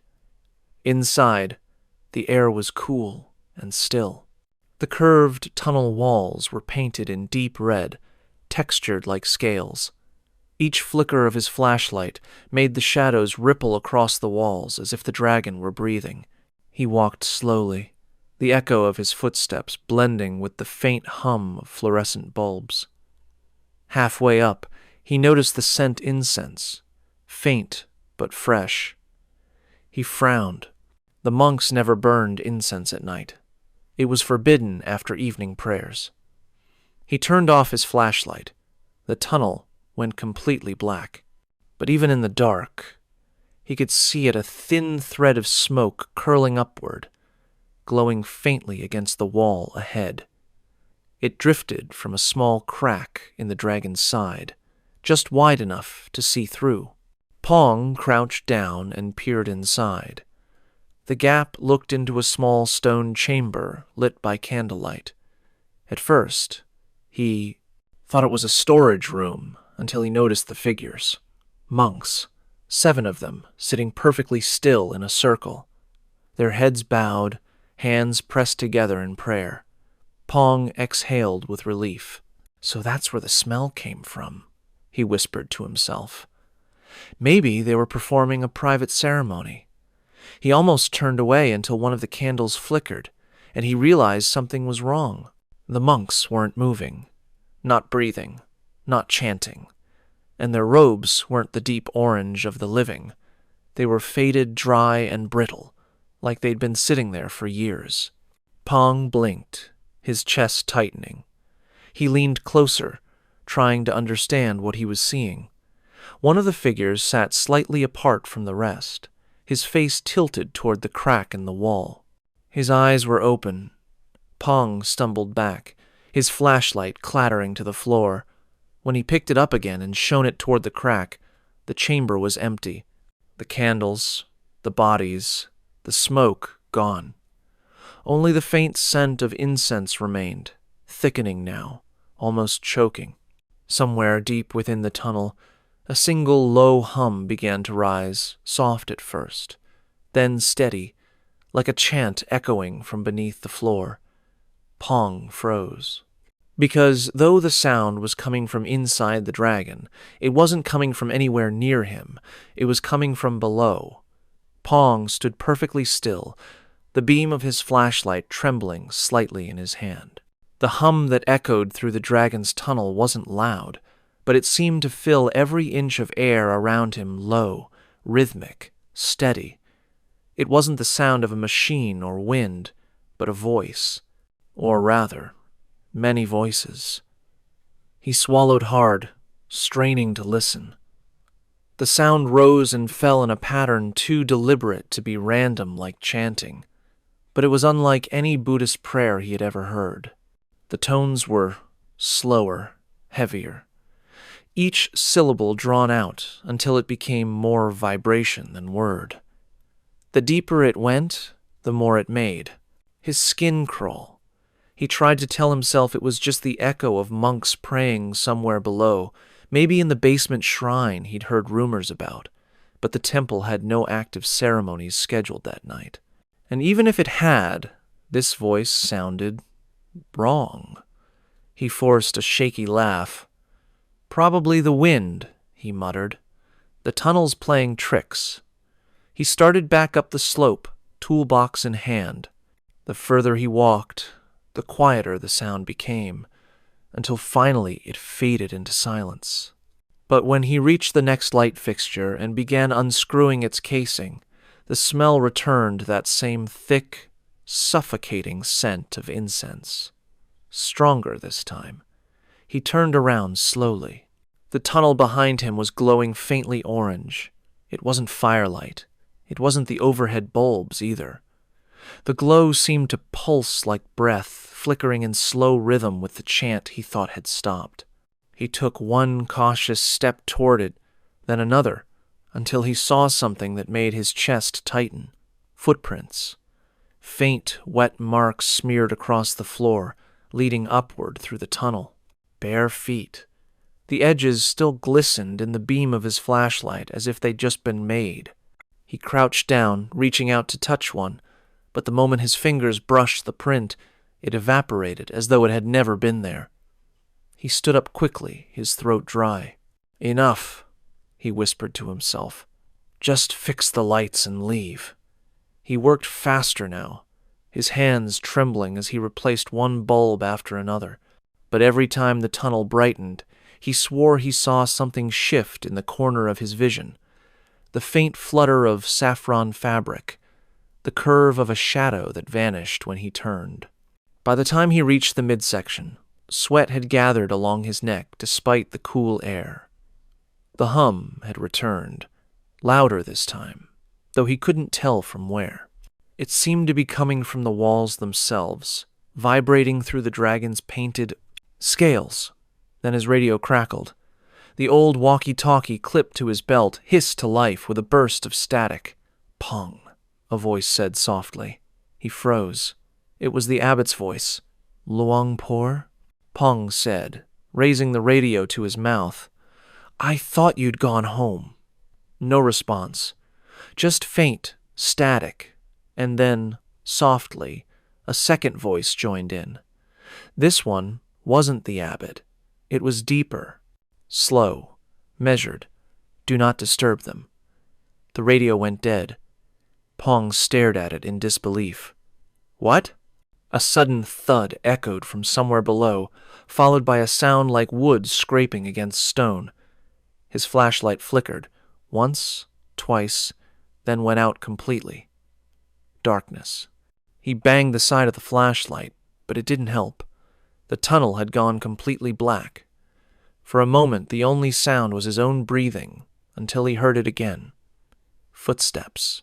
Soft, measured, bare feet, slapping gently against the stone floor, coming from behind him. "Hello," he called out, forcing his voice to stay steady. "Is someone there?" No answer. The footsteps stopped. Then, from just ahead, came the faint jingle of a metal bell, the kind worn by monks during processions. One single chime, echoing endlessly through the tunnel. Pong turned his phone's flashlight on. The beam sliced through the darkness and froze on something that wasn't there before. A small bowl sat in the center of the path, filled with burning incense. The smoke twisted upward, curling like fingers toward the ceiling. Around it, arranged neatly on the ground, were 7 folded saffron robes. He hadn't seen them when he passed this spot earlier. The air grew hot. The smell of incense burned his nose. He stepped closer, eyes watering. The robes were arranged in a circle, perfectly symmetrical, and in the middle of that circle, faintly etched into the floor, was a symbol, a spiral, coiled like the dragon itself. He reached out to touch one of the robes, but the moment his hand hovered, above it the fabric stirred as if exhaling. Pong jerked back. The radio crackled again. "Leave the offering," a voice whispered. This time it wasn't the abbot's voice. It wasn't anyone he recognized. It was soft, calm, yet layered as though many people were speaking through one throat. He backed away slowly, his breath coming quick. "Who's there?" The chanting began again, so loud it made the floor vibrate. The incense bowl flared, a small flame erupting from its center. The robes began to tremble, their folds rippling as though moved by unseen wind. Pong dropped his toolbox and ran. His footsteps echoed violently through the curved tunnel, the chant following him like a physical force. Every few steps, the lights flickered, revealing glimpses of saffron fabric fluttering along the walls, robes, suspended in mid-air, twisting as though worn by invisible monks. He didn't stop until he burst through the dragon's mouth at the top, collapsing onto the open rooftop. The night air hit him like a slap. Below, the temple grounds were silent. No light from the monk quarters, no sound from the jungle, and yet he could still hear it. That low, steady hum rising from deep beneath the temple, pulsing in rhythm with his racing heart, as if something alive had just woken up inside the dragon. Pong sat on the temple roof, lungs burning, trying to steady his breath. The night air was cold, but his body felt feverish. The sound, that deep, rhythmic chant, hadn't stopped. It vibrated through the dragon's coils beneath him, a slow, endless drone that seemed to rise and fall with the earth itself. He wiped sweat from his forehead and glanced around. The temple courtyard below was empty. No monks, no guards. The jungle surrounding Wat Samphrin loomed like a dark sea, every leaf perfectly still. Only the faint scent of incense drifted upward stronger than ever, as if hundreds of sticks were burning somewhere below. Pong pulled out his phone. No signal. He switched on the flashlight again, its weak beam slicing across the rooftop. The dragon's head loomed beside him, enormous and silent, its open jaws staring toward the horizon. For a brief moment, he thought he saw smoke rising from its nostrils. A trick of the light, he told himself. Just heat from the lamps. But when he stood and looked closer, the smoke was real. Thin wisps curling upward from the cracks between the dragon's scales, and from the open stairwell leading back inside. He hesitated. His instincts screamed to leave, to climb down and lock the gates behind him. But the chanting below grew louder, louder and faster, the voices overlapping like waves colliding. Somewhere in that sound, one word began to repeat. Guard. Pong frowned. The monks' voices weren't Thai anymore. The tone was strange, guttural, old. Yet he could still make out that one word. Guard. Guard. Guard. His heart thudded. Guard what? He stepped cautiously back toward the stairwell. The air that rose from it was hot, smelling of ashes. His flashlight caught movement far below shadows, flickering across the curved tunnel walls. He couldn't see what they were, but they were moving upward. Then, from behind him, a voice spoke. You shouldn't be here. Pong spun around, nearly dropping the light. A monk stood at the edge of the roof, saffron robe billowing in the faint wind. His head was shaved, his face calm, but his skin was unnaturally pale, almost gray. Pong's throat went dry. I'm sorry, he stammered. I was just fixing the lights. I didn't mean to. The monk shook his head slowly. You opened the path. The path? Pong whispered. The monk stepped closer. His bare feet made no sound against the concrete. It's awake now. It remembers. Pong backed away. What are you talking about? Who are you? But before he could finish, the monk's expression changed. His eyes dark and endless, flicked downward toward the dragon's coils. They are coming, he said softly. Then his form shimmered like heat over asphalt and vanished. Pong staggered backward, nearly falling. The air around him pulsed once, a deep vibration that seemed to come from inside the temple walls. From below, the chanting shifted into something harsher. The syllables cracked, warped, blending with the hiss of wind and the faint clang of bells. He leaned over the railing, shining his light down the temple's side, and froze. Along the dragon's coiled body, saffron robes fluttered in the breeze, dozens of them, wrapped around the scales like offerings. Except these robes weren't empty anymore. Beneath each one, faint shapes moved, outlines of bodies that shouldn't have been there. He stumbled backward, heart hammering. No, no, no, no! The chanting reached a fever pitch. Suddenly, the ground beneath him trembled, a deep, rolling quake that rattled the temple from base to tip. Tiles cracked. Dust rained down from the dragon's snout. Pong dropped to his knees, covering his head. The sound was deafening now, the combined roar of wind, voices, and something else. A heartbeat. He could feel it through the floor. A slow, powerful thump coming from the depths beneath the temple. Boom. Then again. Boom. Each beat shook the floor beneath his palms. The dragon was breathing. Pong forced himself to his feet. He had to get out. He turned toward the staircase and stopped cold. At the entrance stood the monk again, blocking his way. Only now, his face had changed. His mouth was open in a silent chant. His eyes rolled back to reveal nothing but white. Behind him, faint shapes moved in the stairwell, more monks, hundreds of them, all ascending in perfect rhythm. Their robes dragged along the steps, leaving trails of dark soot. Pong stumbled back. Please, he whispered, I don't belong here. The lead monk's head tilted slightly, as though listening to something unseen. Then, in a voice that wasn't his own, he said, Neither did we. The temperature plummeted. The scent of incense turned acrid, almost metallic. From the stairwell, pale light began to spill upward, pulsing with each beat from below. Pong's vision swam. The dragon's eyes, the massive orb set into its head, flickered with faint golden light. Its nostrils exhaled a thin mist that smelled of smoke and salt.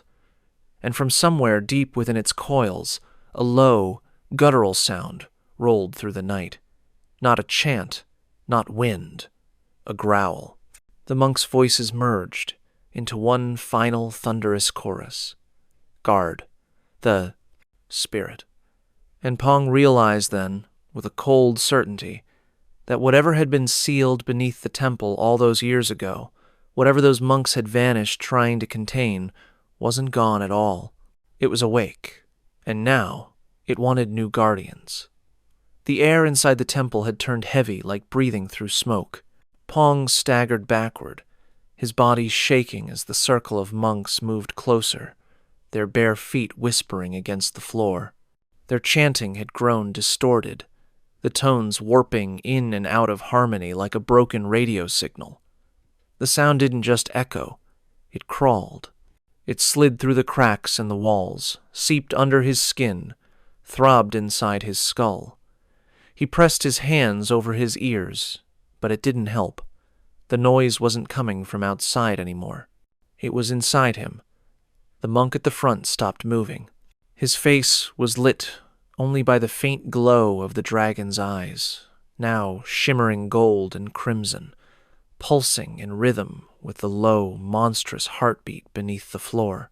When he finally spoke, his voice was not his own. "The dragon remembers your touch." Pong blinked, disoriented. What are you talking about?" The monk tilted his head, his expression eerily calm. "You repaired the lights inside its body. You woke it. You marked yourself." Pong shook, his head violently. "No, I just came to fix a fuse." But the moment he said it, he felt the heat beneath his palms, a slow pulse radiating from the concrete floor. The pattern matched the rhythm of his own heartbeat, sinking, fusing, until he couldn't tell which was his anymore. He stepped back toward the stairwell, but the monks moved with him, shifting in unison. They didn't walk, they glided. The soft drag of their robes sounded like waves sliding across stone. Behind them, the temple walls trembled. Dust sifted down from the ceiling. Somewhere deep below, something massive shifted a scrape of stone on stone, followed by a deep exhale that made the candles flicker violently. The monk's lips curved into a faint smile. "The spirit stirs. It smells the living." Pong's breath caught in his throat. "The spirit?" Another voice, softer, female, spoke from behind him. "The dragon of Wat Samphron," it said. He turned sharply. A woman stood near the dragon's massive head, her figure half hidden in shadow. She wore a caretaker's uniform like his, her long black hair tied back. Pong frowned. He hadn't seen her before. "Who are you?" Her eyes glinted in the candlelight. "I used to work here too." She stepped forward, and he saw that her clothes were old, faded, stained, dusted with ash. "They told me the same thing they told you," she continued. "Fix the lights. Just a simple job. But once you enter the dragon after dark, it remembers you." Pong's throat went dry. "Remembers me for what?" She smiled faintly, but her expression was sad. "For joining them!" Before he could respond, the chanting surged again, deafening now. The monks raised their arms in unison, palms open to the ceiling. The dragon's scales along the walls began to shimmer, rippling with light as if fire was flowing through them. The sound of the heartbeat deepened, vibrating through the concrete. Pong stumbled backward, until his shoulder hit one of the temple's pillars. The heat beneath his feet grew unbearable. He could see thin cracks forming across the floor, glowing faintly red from within. "What's happening?" he yelled, his voice cracking. The woman's expression hardened. "They're binding it again. It can't be left unguarded. It needs life to stay asleep." Her words hit him like ice. "You mean someone has to—" She nodded slowly. "That's why no one ever lasts long here." The chanting reached a crescendo. Flames burst from the incense bowls along the stairwell, spiraling upward in streams of smoke. The monks' bodies began to shimmer, their edges blurring like reflections in water. "Stop!" Pong shouted. "I don't belong here." But as he turned to run, his legs gave out. Pain shot through his knees. He looked down the veins on his arms were glowing, faintly gold, pulsing in rhythm with the dragon's heartbeat. The monk at the front stepped closer and placed a cold hand on Pong's head. "Now you understand," he whispered. Pong tried to pull away, but the monk's grip tightened with impossible strength. "You carry its light now," the voice said. "You will not leave until it sleeps again." The world around him began to distort. The walls of the temple stretched and warped, the ceiling rising into an endless spiral of golden scales. The monk's forms dissolved into tendrils of smoke, wrapping around him, binding his arms and chest. The air turned molten. Through the haze, he saw the woman again, standing by the dragon's head. "You can't fight it," she said softly. "I tried. We all did." Her voice trembled now, breaking. "I've been here for 20 years. Her body flickered transparent for a moment, then solid again. She raised one trembling hand toward him. "Help me keep it sleeping."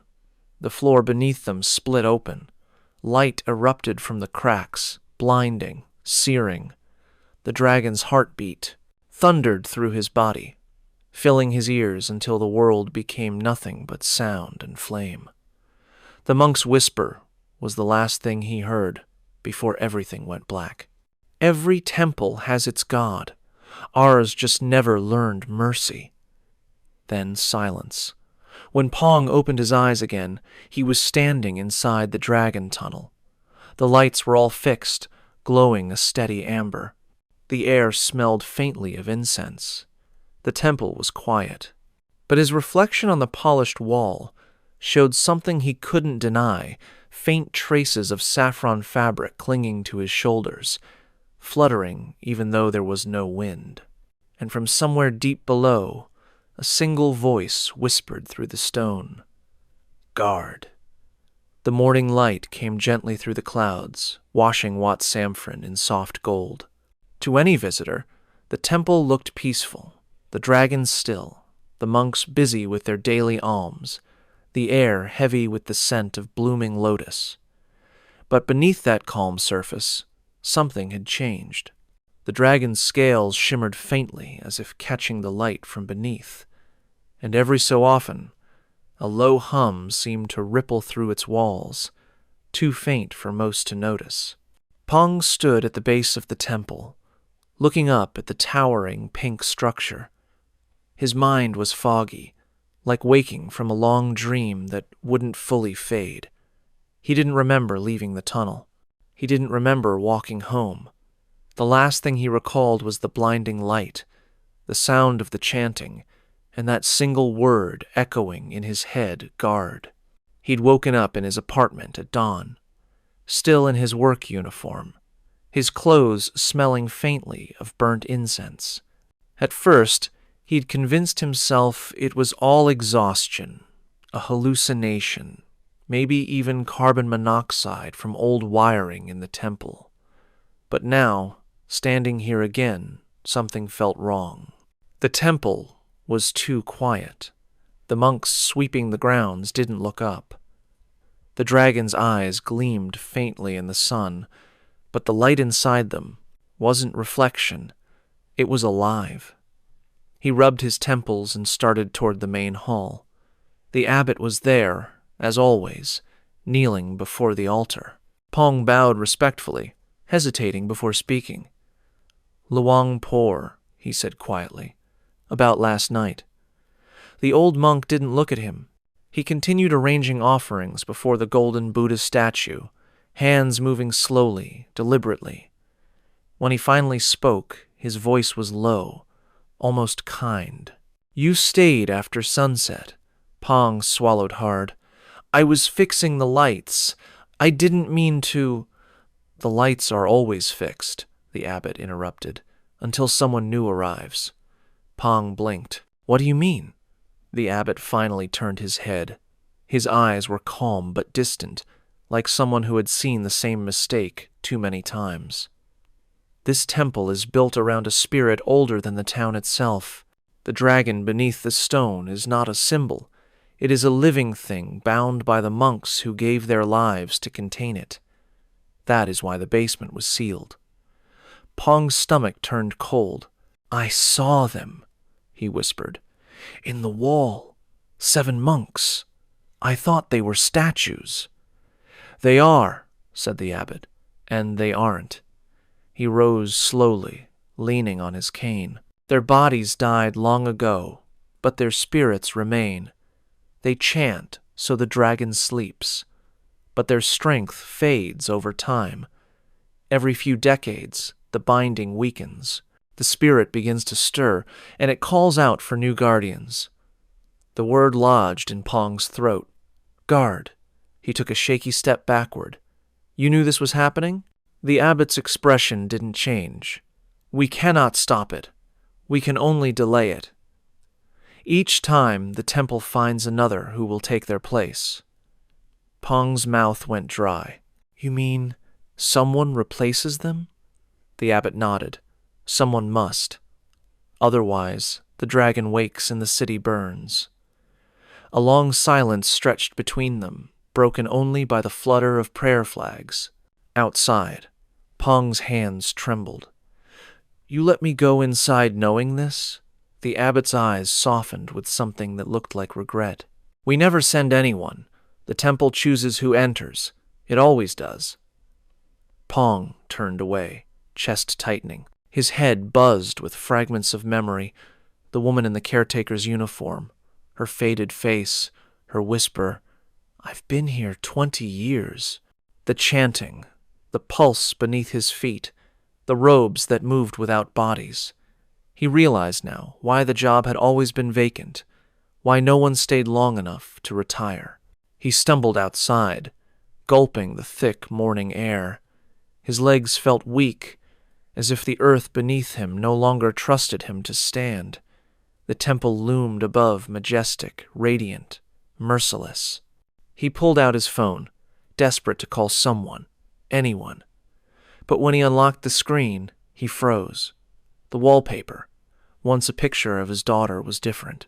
It showed the dragon's interior tunnel, bathed in orange light, and standing at its center was a figure in a caretaker's uniform. His uniform. His phone slipped from his hand. He turned back toward the temple. For a brief moment, he thought he saw movement through one of the dragon's tiny windows, a flicker of orange fabric, like a monk's robe. Then another. The shapes moved in slow, deliberate rhythm, climbing the interior spiral as if in procession. The chanting started again, soft at first, but rising quickly. The monks sweeping the grounds froze, their brooms pausing mid-motion. They exchanged uneasy glances. The abbot stepped outside, his face unreadable. The binding begins again, he murmured.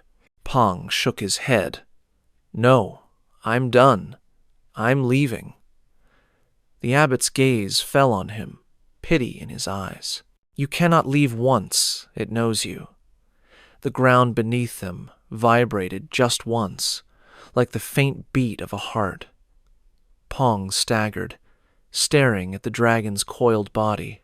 The scales along its surface shimmered faintly, each pulse of light syncing with his heartbeat.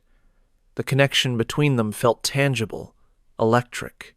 His knees buckled. The air around him grew thick with incense smoke. The abbot's voice came faintly through the haze. Do not fight it, my son. If you resist, it will break the seal completely. Pong's vision darkened at the edges. The last thing he saw before collapsing was the dragon's enormous eyes flickering open, not with rage, but recognition. As the world faded to black, the chanting swelled, overlapping in countless voices, old and new. And beneath it all, a whisper, gentle, almost grateful. Welcome, guardian. By afternoon, the temple was alive again. Tourists snapping photos, children feeding fish by the pond, monks smiling serenely as if nothing had happened. The dragon glistened under the sun, its scales shining a perfect gold. To anyone else, Wat Samphrin looked untouched by time, its mystery hidden beneath layers of paint and prayer. Only the abbot seemed distant. He stood at the balcony near the dragon's mouth, hands clasped behind his back, gazing toward the horizon. When a young novice approached with offerings, the old monk didn't turn. "Has anyone seen the caretaker today?" he asked quietly. The novice shook his head. "No, Luangpor. His quarters are empty. But the lights inside the dragon are working again." The abbot's face didn't change. "Good," he said softly. "Then he's where he's meant to be." That night, when the temple closed, the last visitors lingered at the base of the dragon, taking one final photograph before leaving. As they walked away, one of them stopped, frowning at his camera screen. In the photo, deep inside the dragon's open mouth, a faint silhouette stood on the spiral path, a man in a caretaker's uniform. His head was bowed in prayer. The man zoomed in, squinting, but by the time he looked back at the temple, the figure was gone. Later, locals passing by claimed they saw something strange through the narrow windows that lined the dragon's body, flashes of orange light, like candle flames, moving slowly upward through the coils. Some said they heard chanting too, echoing faintly through the concrete, even though no monks were inside. The next morning, when the temple reopened, visitors noticed something new at the dragon's base. A small plaque had been added beside the old caretaker's bench. It read, "Those who guard the spirit never leave." And if you listen closely, on quiet evenings when the incense smoke drifts through the dragon's mouth, you can still hear a single human voice among the chanting, calling from somewhere deep within the temple, still working, still guarding. Thailand is a land where the living and the dead share the same roads, the same temples, and sometimes the same waters. From the monks who never left Wat Samphrin to the dragon's spirit that still breathes beneath its walls, every legend carries a warning one that echoes across the country. But travel south, deep into the jungles of Surat Thani, and the air changes. The land gives way to a vast emerald lake surrounded by limestone cliffs and mist. It's beautiful, peaceful, until night falls. Because beneath those calm waters lies what used to be an entire village, and some say one woman who drowned there never moved on. Locals call her the floating woman of Khao Sok Lake. The water of Khao Sok Lake looked almost too still, like glass stretched tight over something that shouldn't be seen. It reflected the jagged limestone cliffs towering above it, the green canopy of the rainforest curling around its edges, and the long wooden houseboats that swayed softly in the ripples. By day, it was paradise. Sunlight glittered across the surface, monkeys chattered from the trees, and the air smelled of rain and fruit. But when night fell, everything changed. The lake went silent. Even the insects stopped, and locals said that was when she woke. Kai didn't believe any of it. He was a tour guide from Bangkok, hired to lead a group of foreign backpackers on a 3-day eco-retreat through the park. He'd been doing this for years, hiking, kayaking, sleeping on floating bungalows. Ghost stories were part of the marketing. Every lake in Thailand had one, he'd say with a grin. This one just happened to have a ghost with a name, the Floating Woman. His boat arrived at dusk, cutting through the emerald water toward a row of houseboats anchored at the center of the lake. The sky burned orange behind the cliffs, fading fast into violet. He could already feel the temperature dropping. As the boat neared the dock, he saw the caretaker, an old man in a fisherman's hat, waiting with a lantern. "You came late," the old man said. His voice was low, his Thai accent heavy from the south. "Never travel here after dark," Kai laughed it off. "We're fine. It's barely 6. The caretaker didn't smile. He handed Kai a long bamboo pole tied with a small charm of string and shells. "Keep this near your bed tonight. If you hear water, don't go outside." Kai accepted it politely, used to superstition.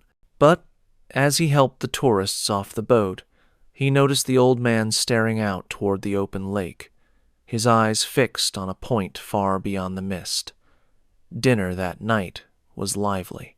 The group drank, told jokes, and tried to catch fish off the deck, but Kai couldn't shake the feeling that something was watching them from the water. Every time he glanced toward the lake, he saw faint ripples spreading across the surface, even though no boats were moving. No wind stirred. Later, after everyone had gone to their rooms, he stayed on the deck, finishing his beer. The moon was high now, the cliffs rising like dark teeth against the sky. The lake stretched endlessly in every direction, black and silent. He remembered what the caretaker had said, never travel after dark. Just then, something bumped the underside of the houseboat. A soft, hollow thud that made the planks tremble beneath his feet. He leaned over the railing, peering down. The water was dark, but not completely. A faint shimmer moved beneath the surface, a pale shape drifting slowly past. It could have been a fish, it could have been anything, but then it turned. 2 white eyes looked up at him. He stumbled back, spilling his drink.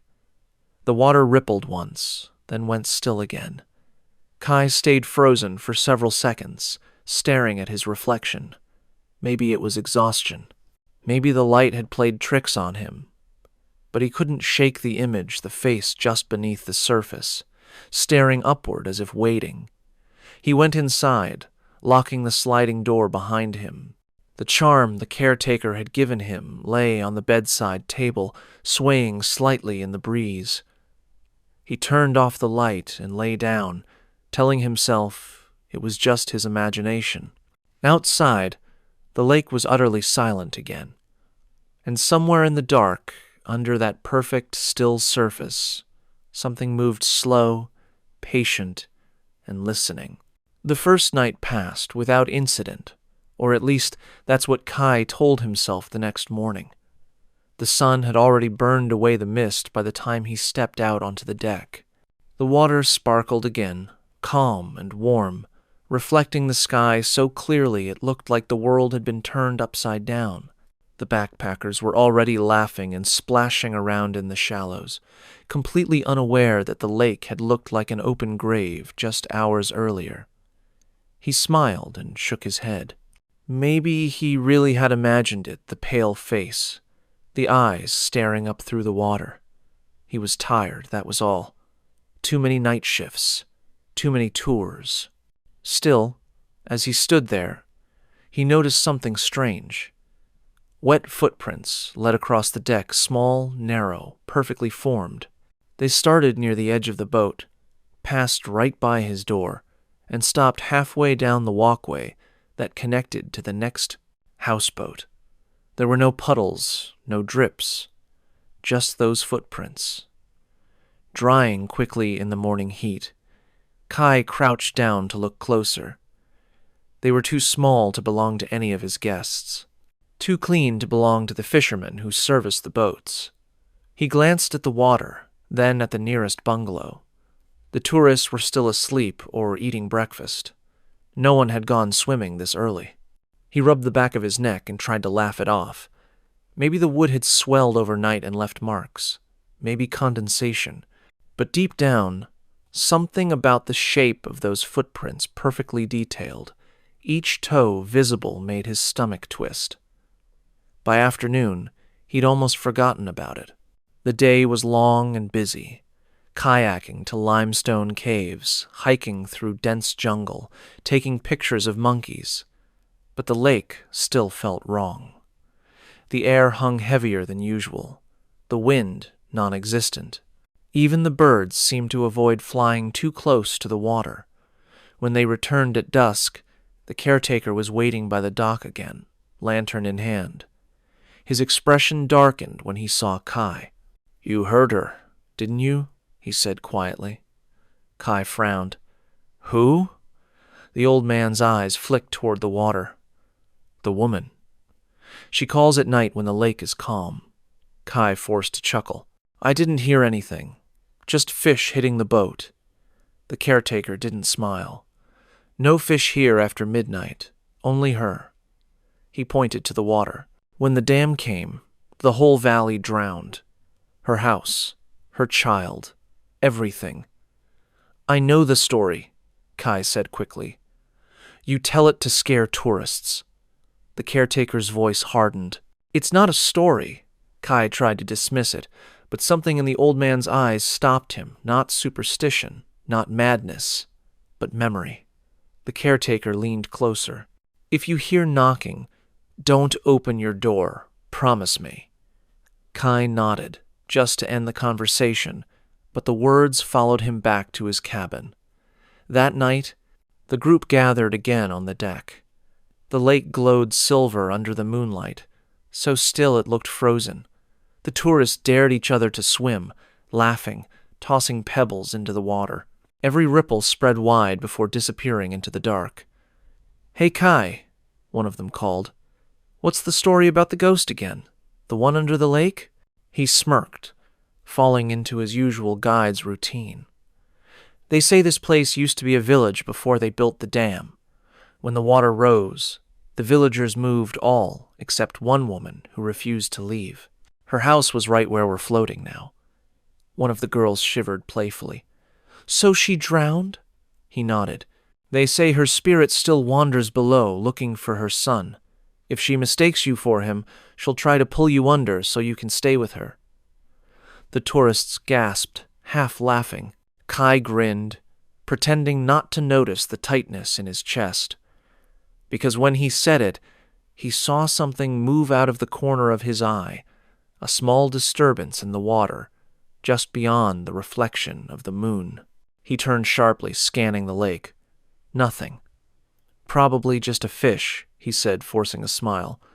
"Anyway, it's just a story. No swimming after midnight, okay?" They laughed again, but the mood had shifted. The air felt thick now, the kind of silence that comes before a storm. When the group finally went to bed, Kai lingered outside, smoking on the deck. The caretaker's lantern glowed faintly from a distance. The rest of the lake was swallowed in blackness. He tossed his cigarette into the water and listened to the soft hiss as it died. The ripples spread slowly, too slowly. Then, another sound joined it. Tap. He froze. The sound came from beneath the deck, one single sharp tap like a knuckle against wood. He crouched down, holding his breath. Tap, tap. He leaned closer to the edge, heart pounding. "Hello?" he whispered. Nothing. Then, suddenly thud. A loud, heavy knock from directly below his feet. He stumbled backward, nearly slipping. The sound echoed once, then vanished. The lake went still again. Kai backed away slowly toward his door, trying not to look down. His hands shook as he locked himself inside. The bamboo charm on his nightstand had started to sway again, though there was no breeze. He sat on the bed, eyes fixed on the door. For a long time, there was silence. Then, from outside, came the sound of footsteps, slow, wet, and deliberate, walking across the wooden planks toward his room. They stopped right outside his door. And then, nothing. The water outside didn't move. The night stayed quiet. But just before he fell asleep, half convinced it was all in his head, he heard a whisper. A woman's voice. Soft, mournful. "Where is my child?" The next morning, Kai woke with the weight of fog pressing against his windows. The lake outside was gray, flat, and utterly still, not even the soft lap of waves against the wood. He hadn't slept much. The voice from last night, that faint whisper, still clung to his mind like damp air. When he stepped outside, the tourists were already gathered on the deck, murmuring in confusion. One of them, a German man named Lucas, pointed to the walkway connecting their boats. "Hey, what's that?" Kai followed his gaze. A child's toy floated in the water, a small wooden horse, its paint chipped and swollen from moisture. It drifted lazily against the deck before bumping softly against the edge. No one here had children. Kai frowned. "Probably something that washed down from the cliffs," he said, forcing a laugh. "Rain last night." "There wasn't any rain," said another tourist quietly. He didn't answer. He just picked up the toy and set it aside. The wood felt heavier than it should have, waterlogged, but also warm. That was when he noticed the caretaker's boat wasn't moored nearby. The old man had been there every morning without fail, bringing breakfast and supplies. Now his dock was empty, the lantern gone. A faint unease crept into Kai's chest. They went on with their day, but things didn't feel right. The forest was quieter than usual. No birds, no rustle of monkeys. The air felt thick, muffled. When they reached one of the caves, the guide lights flickered as if the batteries were dying, though they'd been new the day before. Inside, the tourists whispered about the strange footprints that appeared again on their decks overnight. When they returned to the lake, Kai spotted something at the edge of the water, a tangle of weeds caught on a branch. He went to pull it loose and froze. It wasn't weeds, it was hair.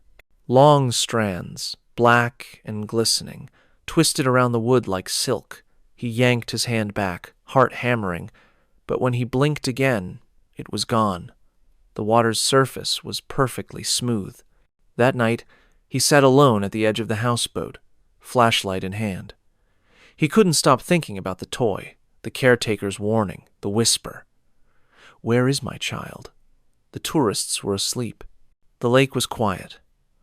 At 11:47 p.m., he heard it again, the soft tap-tap beneath the deck. This time, it didn't stop. It grew louder, more insistent, like someone knocking, begging to be let in. Kai gritted his teeth and stood up, gripping his flashlight. "I know you're down there," he shouted, voice cracking. "Whoever's doing this, stop it!" The tapping stopped instantly. Then, a soft knock on his door, 3 times. He turned slowly, the light trembling in his hands. The bamboo charm on the wall was spinning wildly now, clinking against the wood as if something invisible brushed past it. Another knock, louder. "Kai!" He froze. It was a woman's voice, clear, calm, and familiar. The caretaker's assistant, a woman named May, had helped them board yesterday morning. She'd stayed behind to handle supplies. It sounded exactly like her. "Kai, open the door. It's urgent." Relief surged through him. He hurried over and slid the latch open. "May? What happened?" But there was no one outside.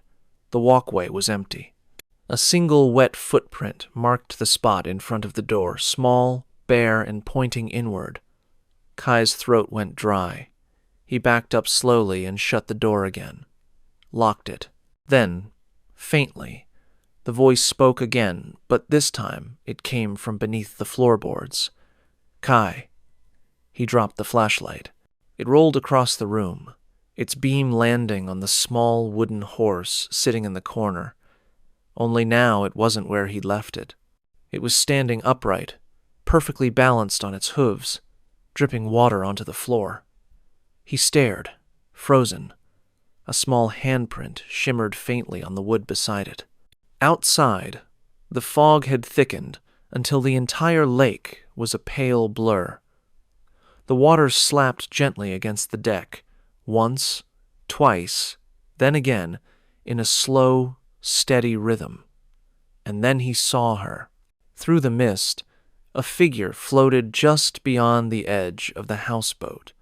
A woman, her face pale as bone, her long hair drifting around her like black seaweed. Her eyes were open, unblinking, fixed on him. The water around her was perfectly calm, her reflection sharp, but her body didn't rise or fall with the waves. She was floating upside down, face just beneath the surface, as if staring through the barrier of the water itself. Kai stumbled backward, his hand striking the bamboo charm, snapping the string. The sound of chanting echoed faintly across the lake. Not human voices this time, but something deep and guttural, carried by the water. When he looked back toward the edge, she was gone.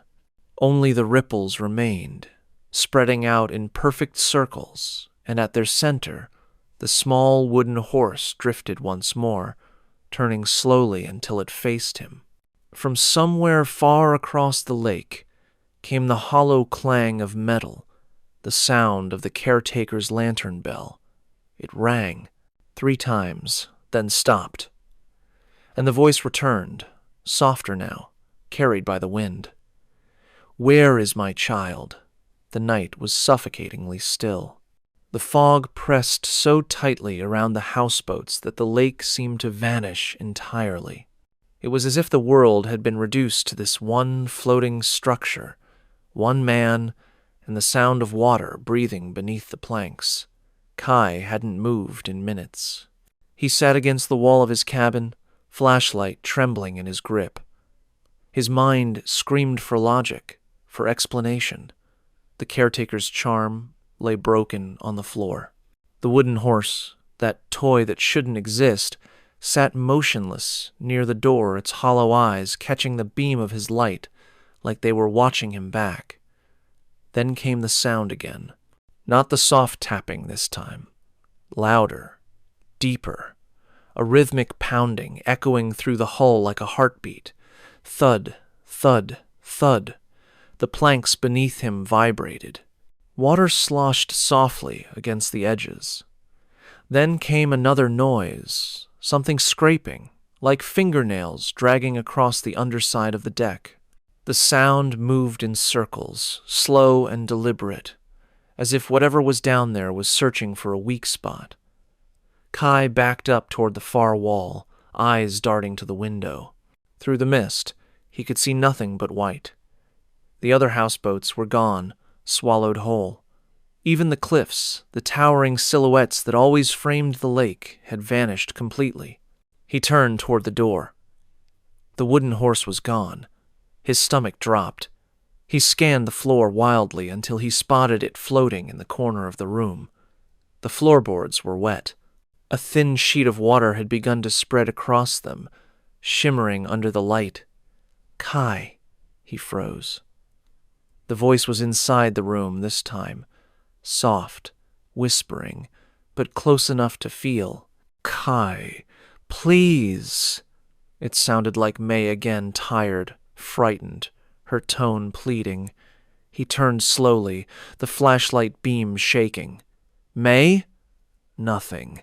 Just the reflection of the water rippling faintly across the walls. "Kai!" The sound came again, this time from behind him. He spun around and saw a shape pressing through the wooden door. A face, its features distorted by the thin barrier of wood, the skin pale and smooth as porcelain, eyes open, lips moving in a slow, unnatural rhythm. The wood groaned as if softening beneath invisible pressure. Then the face pushed through. Water poured from its mouth as it emerged, cold, dark water flooding across the floor. Kai screamed and stumbled back, dropping the flashlight. The beam rolled, flashing across the woman's face as she rose from the door like she was being pulled through it. Her hair was slick and heavy, her white skin gleaming under the light. Her eyes were open and they weren't human anymore. The pupils had spread until the whole eye was black. She stared at him for a long moment, then tilted her head slightly, like a mother examining a child. "Where is he?" she whispered. Her voice was hollow but melodic, echoing through the tiny cabin. Kai shook his head violently, backing up until his spine hit the far wall. "I don't know what you're talking about." She took another step forward. The water deepened with her movement, rippling up to his knees. It was freezing, numbing his legs instantly. Her expression remained calm. "My boy," she said softly. "He was here. You took him." I didn't. I swear." The woman's eyes flicked toward the small wooden horse, still floating nearby. She extended one pale hand, and the toy drifted gently toward her, moving through the water as if pulled by an unseen current. When it reached her fingers, she cradled it like it was something alive. The wind outside picked up suddenly, howling across the lake. The walls groaned. She looked at Kai again. "He cries for me," she whispered. "Can you hear him?" Kai clutched his head, shaking it. "There's no one here." But then he did hear it. A small voice, faint, from beneath the water, a child's cry. It was muffled, distorted, but unmistakable. Kai's chest tightened. "No," the woman smiled, a thin, sad smile. "He is with you now." The water surged upward suddenly, slamming him against the wall. His flashlight burst, plunging the room into darkness. He struggled to stand, gasping as icy water filled his mouth. The houseboat groaned violently, tilting to one side. He could hear things cracking ropes, snapping, as if the lake itself were pulling the boat down. In the flashes of lightning that split the sky, he saw her rising higher, her body half submerged, the water twisting around her like smoke. Her hair fanned out in all directions, long strands snaking across the ceiling. "Kai," she said again, her voice now layered, echoing through the walls, through the water, through his own skull. "Bring him back to me." He tried to push past her, clawing toward the door, but her hand shot out, gripping his wrist. Her fingers were ice. She pulled him closer, her face inches from his. "You don't belong here," she whispered, and then she vanished. The water fell away, instantly gone, as if it had never been there. The floorboards were dry. The light flickered back on. Kai was alone. The only sound left was the faint knocking beneath the floor. 3 times. He crawled to the door, flung it open, and stumbled onto the deck. The fog had lifted slightly, revealing the outline of the cliffs, but something else caught his eye. The other houseboats were gone. Every single one. The lake was empty. And in the distance, barely visible through the mist, a single figure stood waist-deep in the water. A woman, holding something small in her arms. The toy horse. She turned her head slowly toward him and smiled. Morning came in fragments, not with the warmth of sunlight, but with a cold, colorless haze that clung to everything. The mist over Kausok Lake hung low and dense, swallowing the horizon. Kai's body ached, his skin still damp from what felt like a nightmare, though every part of him knew it wasn't one. He sat on the edge of the deck, staring at the water. It looked calm again, almost serene. No sign of the woman, no floating toy, no other boats. Just that endless surface of jade-colored silence. His reflection stared back at him, ghost-like. For a moment, he wondered if he was still alive. Then came the faint hum of an engine. He turned sharply. Through the fog, a small wooden boat approached the caretakers. The old man stood at the bow, lantern swaying from a crooked hook. His expression was grim, his clothes soaked through as if he'd been out all night. Kai stumbled toward him, waving his arms. "Where were you? The boats! They're gone! Everyone's gone!" The caretaker said nothing as he pulled up beside the deck. He climbed aboard, his boots dripping water. When he finally looked at Kai, there was no surprise in his eyes, only resignation. "You stayed awake," he said quietly. Kai blinked. "What?" The old man knelt and touched the deck. His fingers came away wet, even though no rain had fallen. "She came to you." Kai took a shaky step back. "Who? What is she?" The caretaker's jaw tightened. Before the dam, this was Banruksa village. Small, quiet. Everyone knew everyone. When the government flooded the valley, they promised the villagers time to move. Most did, but one woman refused to leave. Kai's chest tightened. The one who drowned? She waited for her son, the caretaker said. He was sick. He'd gone to the mainland with relatives for medicine. The mother stayed behind to pack their home. When the water came faster than expected, she wouldn't go. She believed her boy would find her if she stayed. The old man's eyes drifted toward the lake. They found the roof of her house floating 3 days later. No body, just her son's toy, a wooden horse. Kai's breath caught. "The same one?" "Yes." He knelt beside the old man, voice shaking. "Then why is she still here?" "Why me?" The caretaker looked at him sharply. "Because you heard her." "I didn't want to," Kai shouted. "She was in my room. She asked for her child." The caretaker's expression darkened. "Once she speaks to you, the water remembers you. She marks you as one of her own. That's how it begins." Kai's stomach twisted. "Begins? What do you mean?" The old man reached into his pocket and pulled out something wrapped in cloth. When he unrolled it, Kai saw a photograph, faded, nearly water-damaged beyond recognition. It showed a group of smiling villagers standing outside a small wooden house. In the center was a woman holding a young boy. "That's her," the caretaker said. Her name was Niran. He pointed to another man standing at the edge of the photo, younger, clean-shaven, and unmistakable. It was the caretaker himself. Kai stared at him, stunned. You knew her?" The old man nodded slowly. "I was her brother. I was supposed to bring her out of the valley that day. But she said she'd wait for her son. I thought she'd come on her own. I was wrong." He looked down at his hands.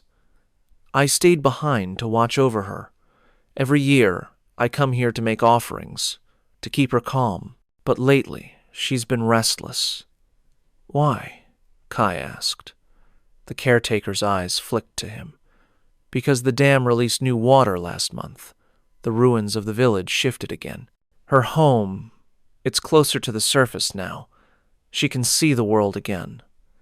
Kai felt his blood run cold. "You mean she thinks her son is back?" The caretaker nodded. "She mistakes any living soul for him. The last one she called was a backpacker in 2012. He took a picture of her reflection in the water. The next day, he vanished." Kai's mind reeled. "So, everyone who sees her becomes part of her story," the caretaker finished. "The water keeps them. It remembers their names." He handed Kai the photograph. The paper was warped, the edges brittle. As Kai studied it, something strange happened. Faint water stains began to spread across the image, forming new shapes.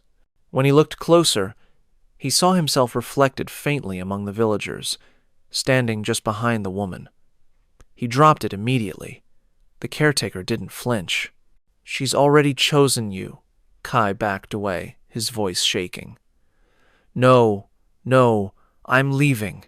I'm getting on your boat and leaving this place right now." The old man sighed. "You can't leave the lake once she's called your name. The water will follow you." As if to prove him right, the boat suddenly rocked. Waves began to ripple outward from the center of the lake, gentle at first, then faster.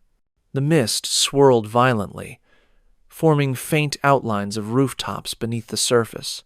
Kai stumbled to the edge and looked down. The reflection of his own houseboat shimmered and then vanished, replaced by the faint outline of an underwater village. He saw walls, streets, even a temple bell lying half buried in silt. And in the middle of it all, a figure stood at a sunken doorway, staring upward through the water. The woman. Her pale face drifted just below the surface, her eyes locked on his.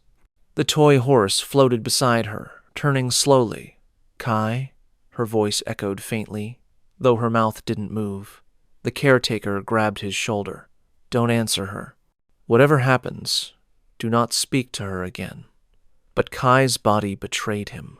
The cold of the water crawled up his legs, and before he realized it, his lips were moving, forming her name. And in that instant, the entire lake went silent.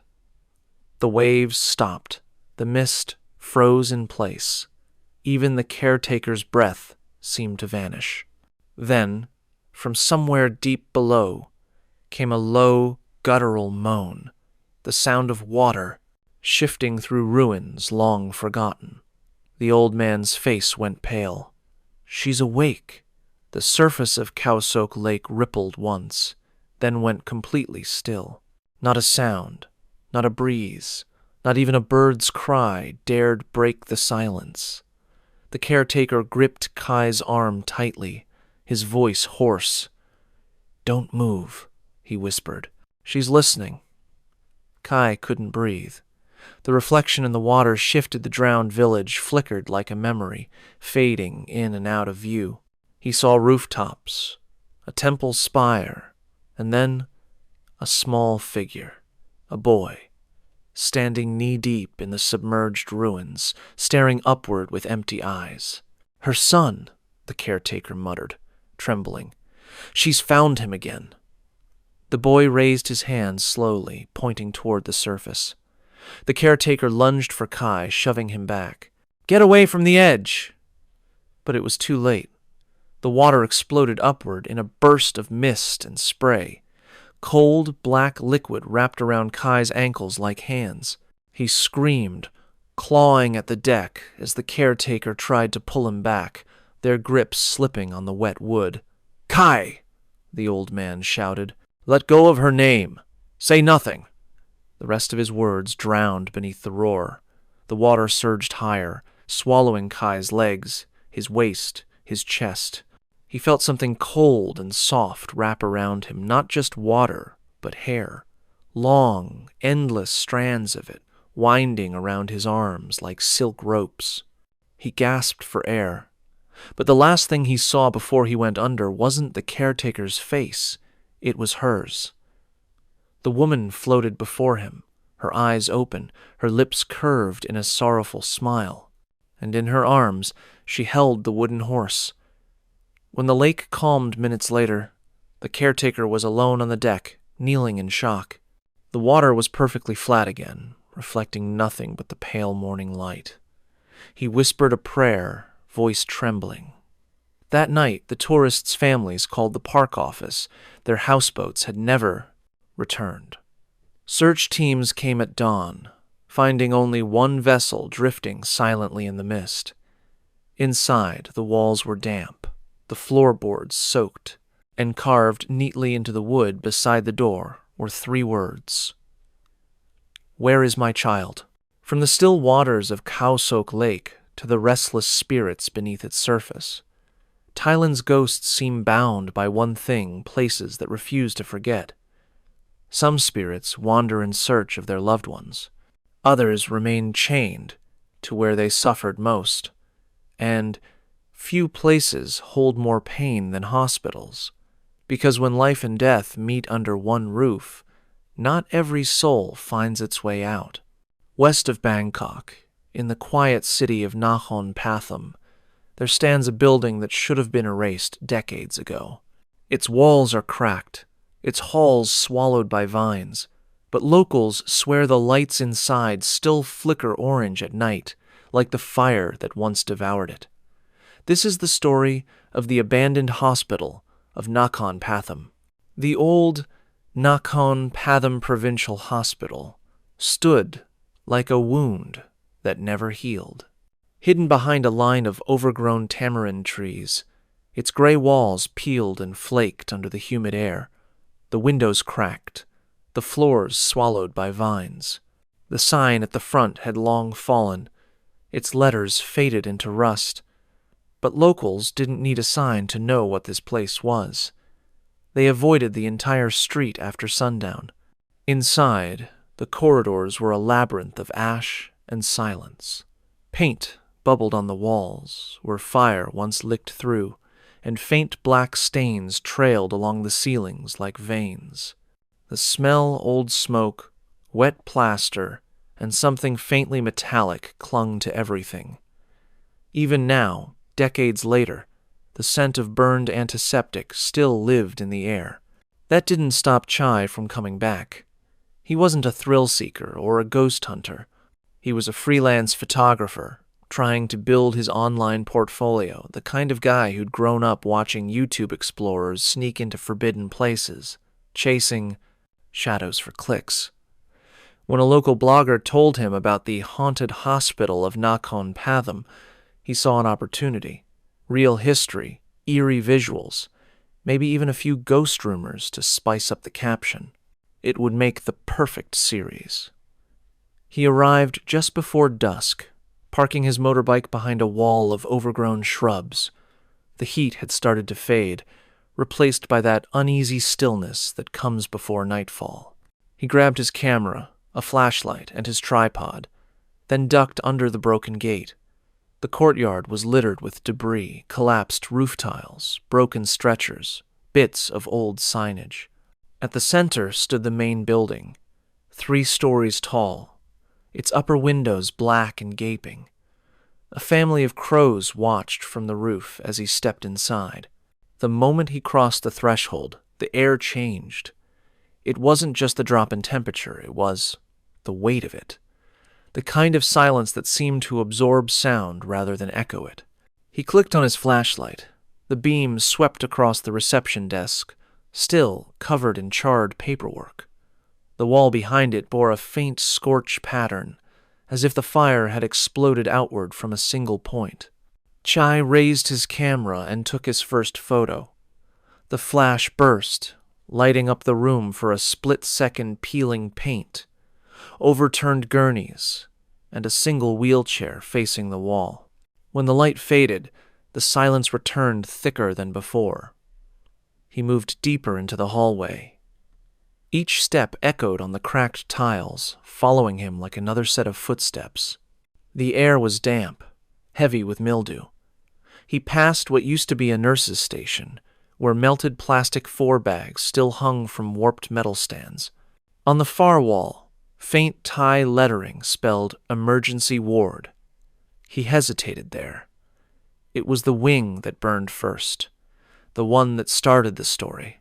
According to locals, a short circuit in the oxygen system had triggered the blaze in 1984. By the time firefighters arrived, the West Wing had already collapsed. Dozens of patients were trapped, still strapped to their beds. Nurses and doctors ran back inside to help, but the smoke overtook them. Some were never found. Chai had read that part online. What he didn't read was what came after the stories of those who heard breathing when they walked by the building at night, or the flicker of orange light through shattered windows. Like the fire still burned somewhere deep inside. He adjusted his camera settings, heart beating faster now, and stepped through the scorched doorway. The smell hit him immediately, not old smoke this time, but something fresher, warm, like a candle that had just gone out. He paused, listening. The air was utterly still, but something felt alive here. He took another photo. The flash revealed a long hallway lined with patient rooms. The walls were streaked black, but faint shapes marked where beds had once been rectangular, outlines burned into the paint.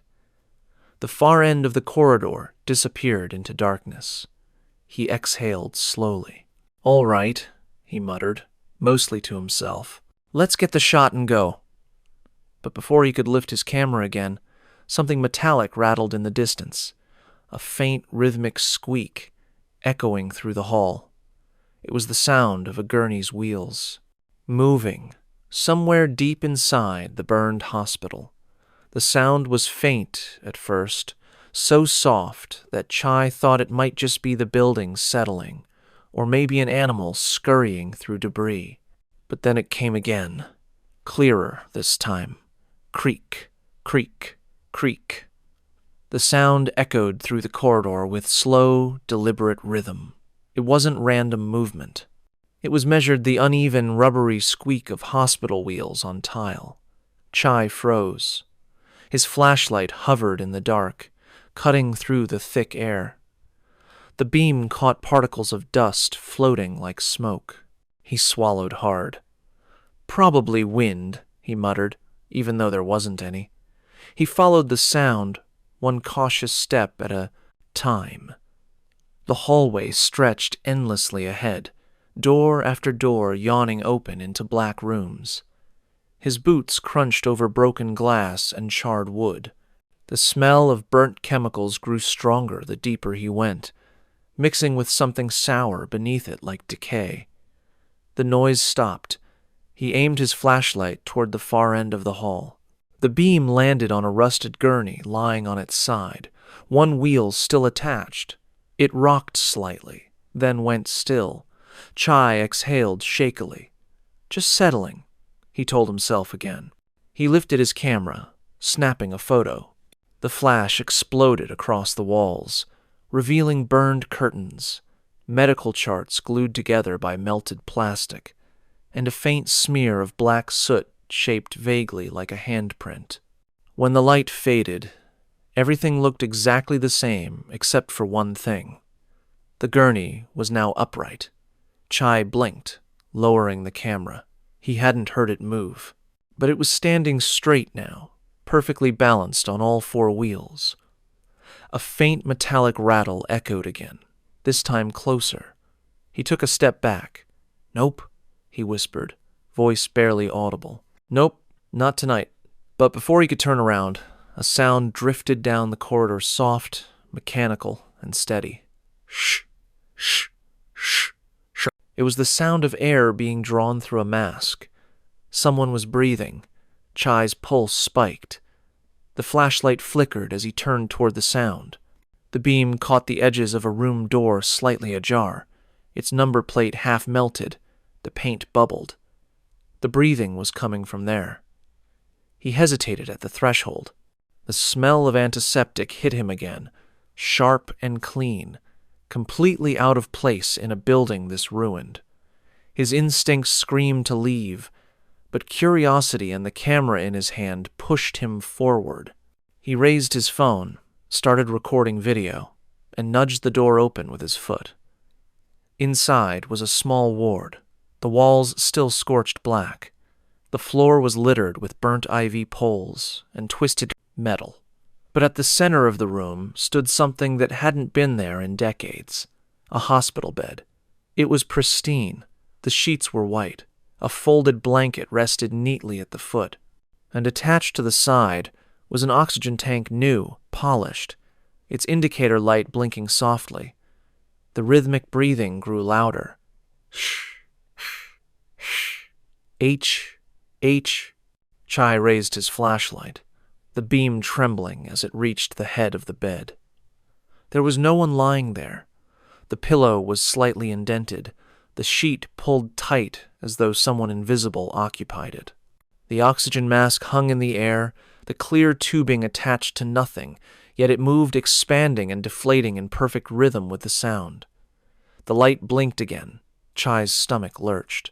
He stumbled backward, nearly dropping the camera. The lens caught one final frame of the room before his light went out completely. Darkness swallowed him. The breathing continued closer now, almost beside his ear. He froze, barely daring to breathe himself.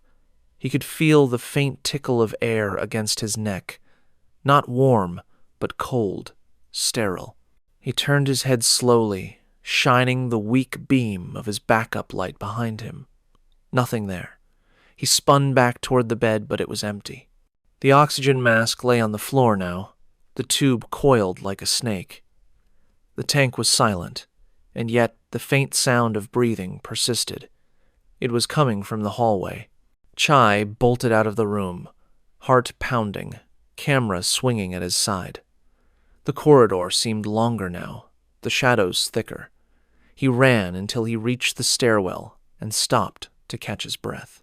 Then he saw a faint orange light flickering through a window at the far end of the hall. Fire! For a split second, he thought the building had reignited, that some lingering ember had caught the old wiring. But as he stared, he realized the flames weren't consuming anything. They flickered behind the glass like reflections, small bursts of orange glowing and fading in the same rhythmic pattern as before. The pattern of a heartbeat monitor. Chai raised his camera instinctively and took another photo. The flash went off, and in that single burst of light, he saw something that made his body go cold. Through the window stood a nurse. Her uniform was half burned, the fabric clinging to her melted skin. One side of her face was smooth and pale, the other looked like wax dripping from a candle. Her mouth was slightly open, her lips split, and her eyes, completely black, stared directly into his. The flash faded. The hallway went dark again. But when his camera loaded the image, the nurse wasn't there, only the window, and the faint outline of a hand pressed against the glass, fresh, wet, and unmistakably human. Behind him, the sound of wheels began again. Creak, creak, creak. This time, there were more of them. Dozens.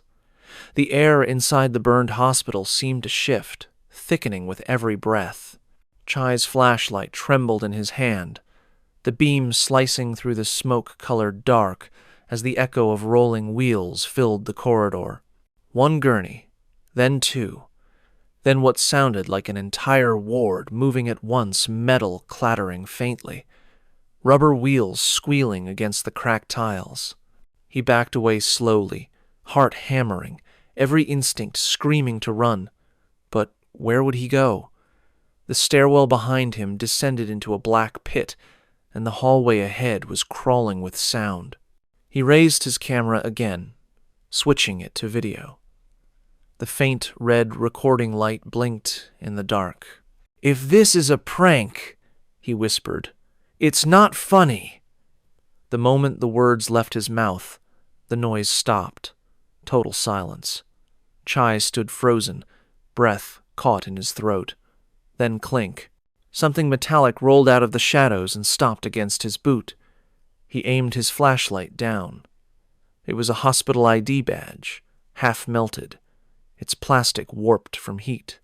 The name had been scorched off, but the photo still showed a face, a young nurse, smiling faintly. Her hair was tied neatly back, her uniform crisp, but her eyes were the same black voids he had seen in the window. The flashlight flickered. When it steadied, the badge was gone. A chill crawled down his spine. He swung the light wildly, sweeping the corridor. At the far end, where the emergency ward sign hung crooked, faint orange light began to flicker again, steady, rhythmic, breathing with the building itself, and through that glow, a shadow moved. He saw the outline of a woman pushing a gurney, slow and steady, the wheels squealing with every rotation. Behind her, more figures appeared, silhouettes of patients in hospital gowns, their heads bowed, their movements jerky, unnatural. Chai stumbled backward, pulse thundering in his ears. No, this isn't real. A sound broke through the air, a soft voice, distorted by distance. "You shouldn't be here." It was female, calm, almost kind. Chai turned sharply. At the intersection of two corridors stood another woman, this one alive. Or, at least, she seemed to be. Her uniform was clean, white, the same style as a nurse's. She held an old oil lamp that flickered faintly. illuminating a face lined with exhaustion. He blinked. Who are you?" She didn't answer. She simply gestured for him to follow. "This way." He hesitated. "You work here?" She turned, the light from her lamp cutting through the dark. "Not anymore." He followed her cautiously down a side hallway, away from the sound of the gurneys. The deeper they went, the colder the air became. Condensation began to drip from the ceiling, and the walls here were oddly untouched by fire, smooth, pale, sterile. "Where are we going?" he asked, voice shaky. "To the East Wing," she said softly. "The patients who never left stay there. They don't like visitors." Her tone was gentle, but her eyes didn't meet his. They darted constantly toward the blank shadows, like she was listening for something else. He glanced around. The hallway was lined with closed doors, each marked with numbers long faded. A few were slightly open, and from behind them came faint sounds, a slow, repetitive tapping, like fingernails against metal. Chai stopped walking. "What is that?" "The ones who burn still knock," she said without looking at him. "They think someone will come." He swallowed hard. "You said they don't like visitors. Then why bring me here?" She turned then, and for the first time he saw her expression fully. It was sad, empty. "You wanted pictures," she said. "Now you'll have them." Before he could respond, the oil lamp flickered violently. The hallway lights, long dead, blinked once, twice, then flared to life, bathing everything in harsh, blinding white. Chai shielded his eyes, disoriented. When the glare faded, the nurse was gone. He was alone again. Except now, every door along the hallway stood open. From inside each room came faint, overlapping whispers, hundreds of voices murmuring at once, rising and falling like breath. He raised his camera and took a single photo. The flash revealed shapes burned figures lying on hospital beds, heads turned toward him. Some had no faces left, just blackened skin and hollow sockets. Others still wore melted oxygen masks fused to their flesh. The light faded. The whispers stopped. And then, from somewhere behind him, the nurse's voice spoke again, closer this time, almost at his ear. "Room 304. Don't let her touch you." He spun around, but no one was there. He turned back toward the hall, and that was when he saw at one of the doors, marked 304, slowly creaking open on its own. A soft glow pulsed inside. The smell of burned antiseptic filled the air, and somewhere deep inside that room, something began to breathe. The door to room 304 opened with a long, shuddering groan, the hinges weeping flakes of rust that rained softly to the floor. Chai's breath hitched. He aimed his flashlight at the darkness beyond the doorway, the beam trembling as it spilled across the room's interior. The walls inside were a deep, blistered black. The floor was littered with debris, burnt wires, cracked tiles, a toppled IV stand, and in the center of it all stood a hospital bed. Unlike everything else in the room, it looked untouched. The sheets were white, too white, fresh, folded at the edges like someone had made the bed just moments ago. A faint smell of alcohol and disinfectant hung in the air, not the sour staleness of decay, but the sharp, sterile tang of something recently cleaned. His instincts screamed to leave, but curiosity, heavy and irresistible, dragged him one step closer. As he crossed the threshold, the temperature dropped instantly. His flashlight dimmed. Its beam shrank to a thin cone, barely reaching the far wall. The faint sound of oxygen filled the silence again. Shh, shh, shh. Chai froze. Chai froze. The sound was coming from behind the bed. He inched closer, the camera hanging around his neck like dead weight. He wanted to raise it, to capture what he saw, but his hands were shaking too much. A shadow moved behind the bed. Just a flicker, almost imperceptible, but enough to make his stomach twist. "Hello?" he called, voice cracking. No response. He took another step, his boot crunching over shards of glass. Something shifted beneath the sheet. At first, he thought it was just the draft. Then the blanket began to rise slowly, deliberately, the shape beneath it expanding, forming the unmistakable outline of a human body. Chai's heart pounded against his ribs. "Who's there?" The figure beneath the blanket inhaled sharply. The oxygen mask sound grew louder, echoing around the room. Then, the sheet began to slide downward on its own, folding away inch by inch until the shape beneath was revealed. There was nothing there, just the impression of a body, pressed into the mattress, a perfect indentation, like someone invisible was still lying there. The oxygen mask dangled above it, attached to nothing. Yet it moved, expanding and deflating in perfect rhythm with the sound. Chai stumbled back. His flashlight flickered again once, twice, then died completely. Darkness swallowed the room. For a moment, he heard nothing but his own ragged breathing. Then, faintly, a voice whispered from somewhere near the bed. "You're late for rounds." Chai froze.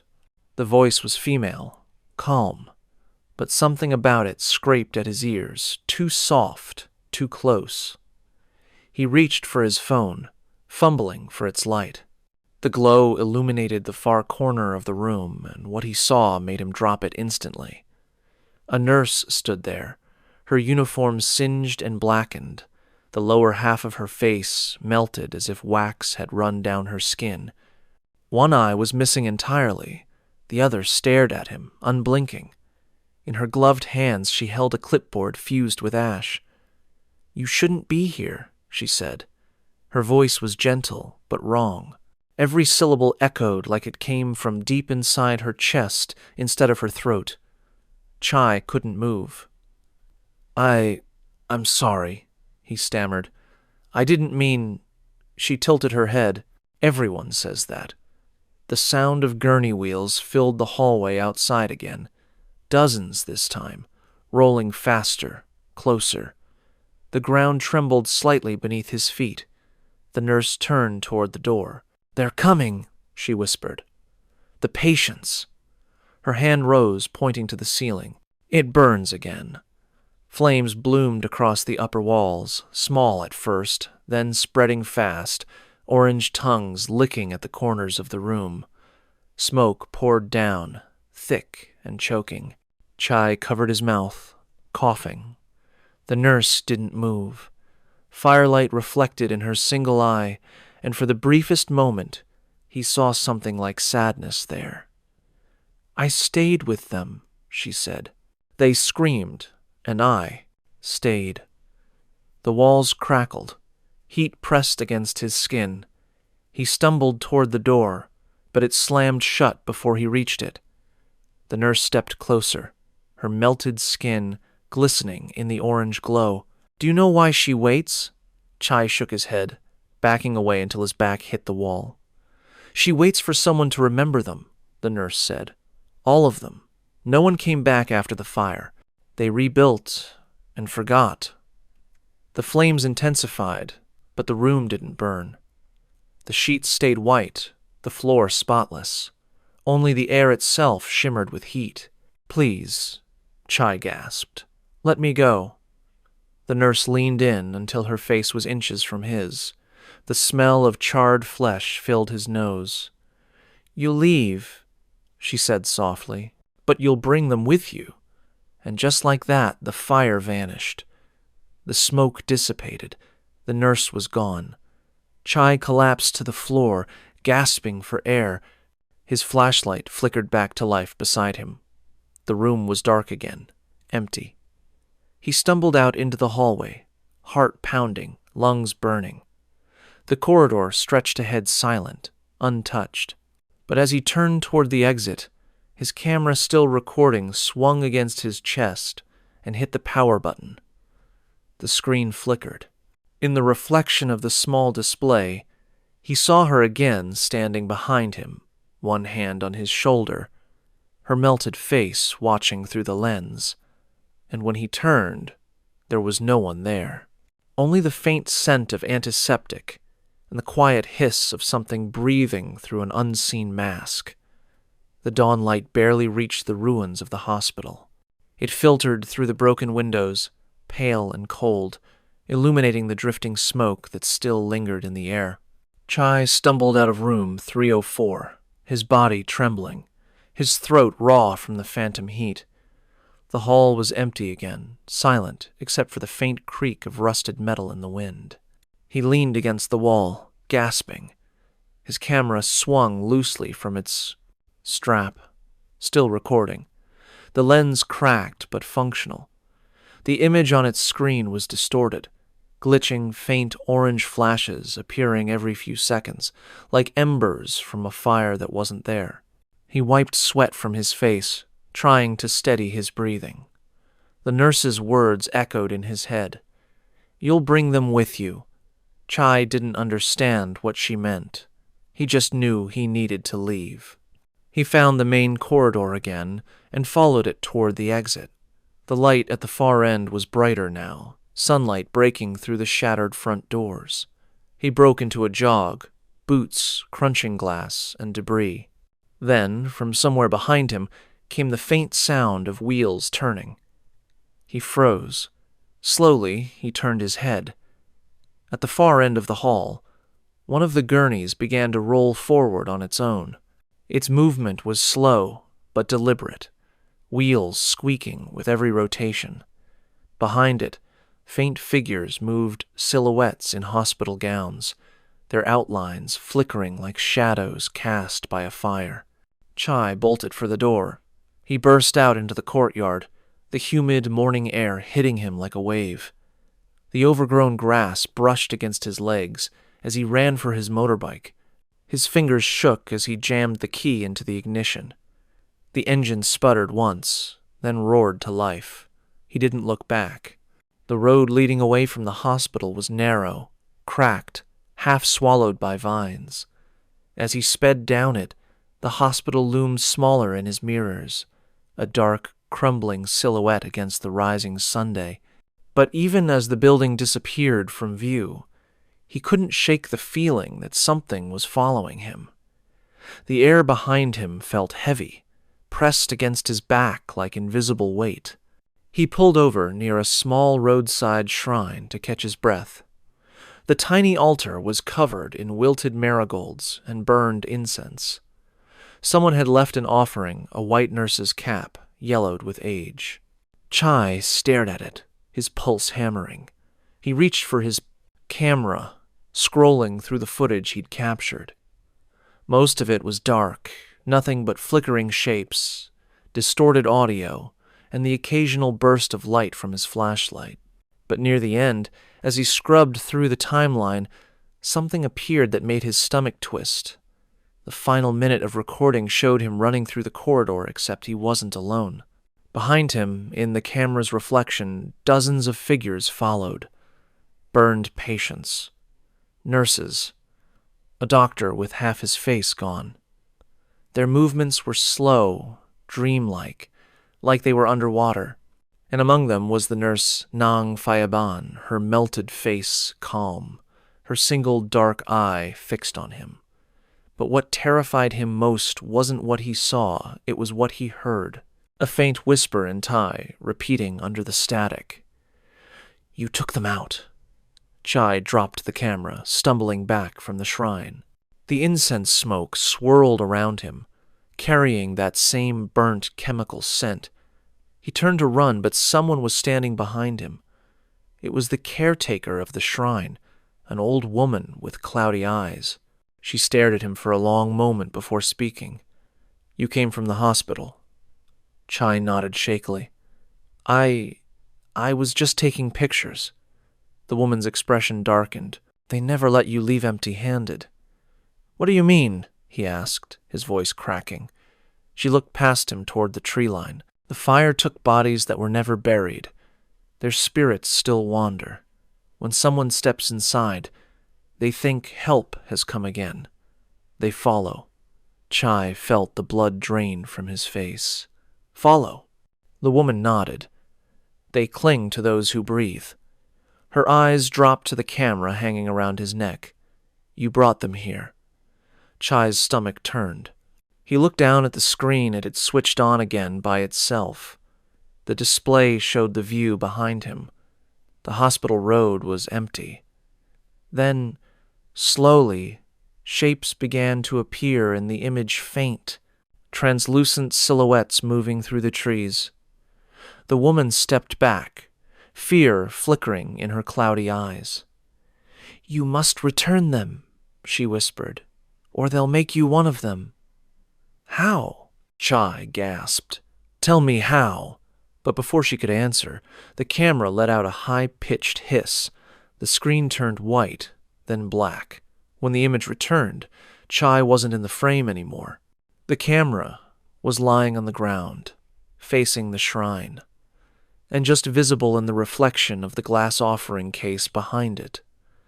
The faint, shimmering outline of a nurse's uniform, still burned, still waiting, still watching him. Chai looked around wildly, heart pounding. No, no, no, no. The air grew hot again. The smell of antiseptic filled his lungs. The woman was gone, and from somewhere nearby, the sound of metal wheels began again, slow, steady, approaching through the trees. Creak, creak, creak. He turned toward the sound and saw, standing at the edge of the road, a figure in white holding a clipboard. The nurse. Her melted face barely visible through the morning haze, and in a voice as calm as ever, she said, "Time for your checkup." The motorbike lay abandoned on the roadside, its engine still ticking faintly in the morning heat. The shrine beside it was silent, now the incense burned out, the offerings overturned. Only the camera remained, lying half-buried in the dirt, its cracked lens pointed toward the jungle. Somewhere within that tangled green, the sound of wheels moved slowly through the leaves. Creak, creak, creak. Then it stopped. Chai's voice cut through the static on the camera's audio. It was faint, distant, like he was speaking from underwater. "I'm sorry. I didn't mean to take you," a woman's voice answered softly. "You didn't. We took you." The recording ended with a burst of static. Days later, a local news blog posted about a missing man, a Bangkok photographer last seen, exploring the ruins of the old Nakhon Pathom hospital. His bike had been found near the forest, but no trace of him remained. The video recovered from his camera was uploaded briefly before being taken down. In the final frame, as the footage cut to black, a figure could be seen standing in the courtyard of the hospital, a nurse in a scorched uniform, clipboard in hand, watching from behind a shattered window. Those who saw it before it disappeared swore they could hear breathing through an oxygen mask, slow, steady, and mechanical echoing faintly through their speakers long after the video ended. A week later, security guards at the new Nakhon Pathom hospital began reporting strange events. The smell of smoke in the stairwell, wheel marks appearing overnight on freshly mopped floors, and, most disturbingly, the faint reflection of a nurse in the glass doors of the emergency ward, wearing a uniform design that hadn't been used since the 1982nd. No one has entered the old hospital since, but sometimes, when ambulances pass the ruins late at night, drivers say they see her standing in the window, the half-burned nurse with her clipboard, quietly watching, still waiting for her next patient.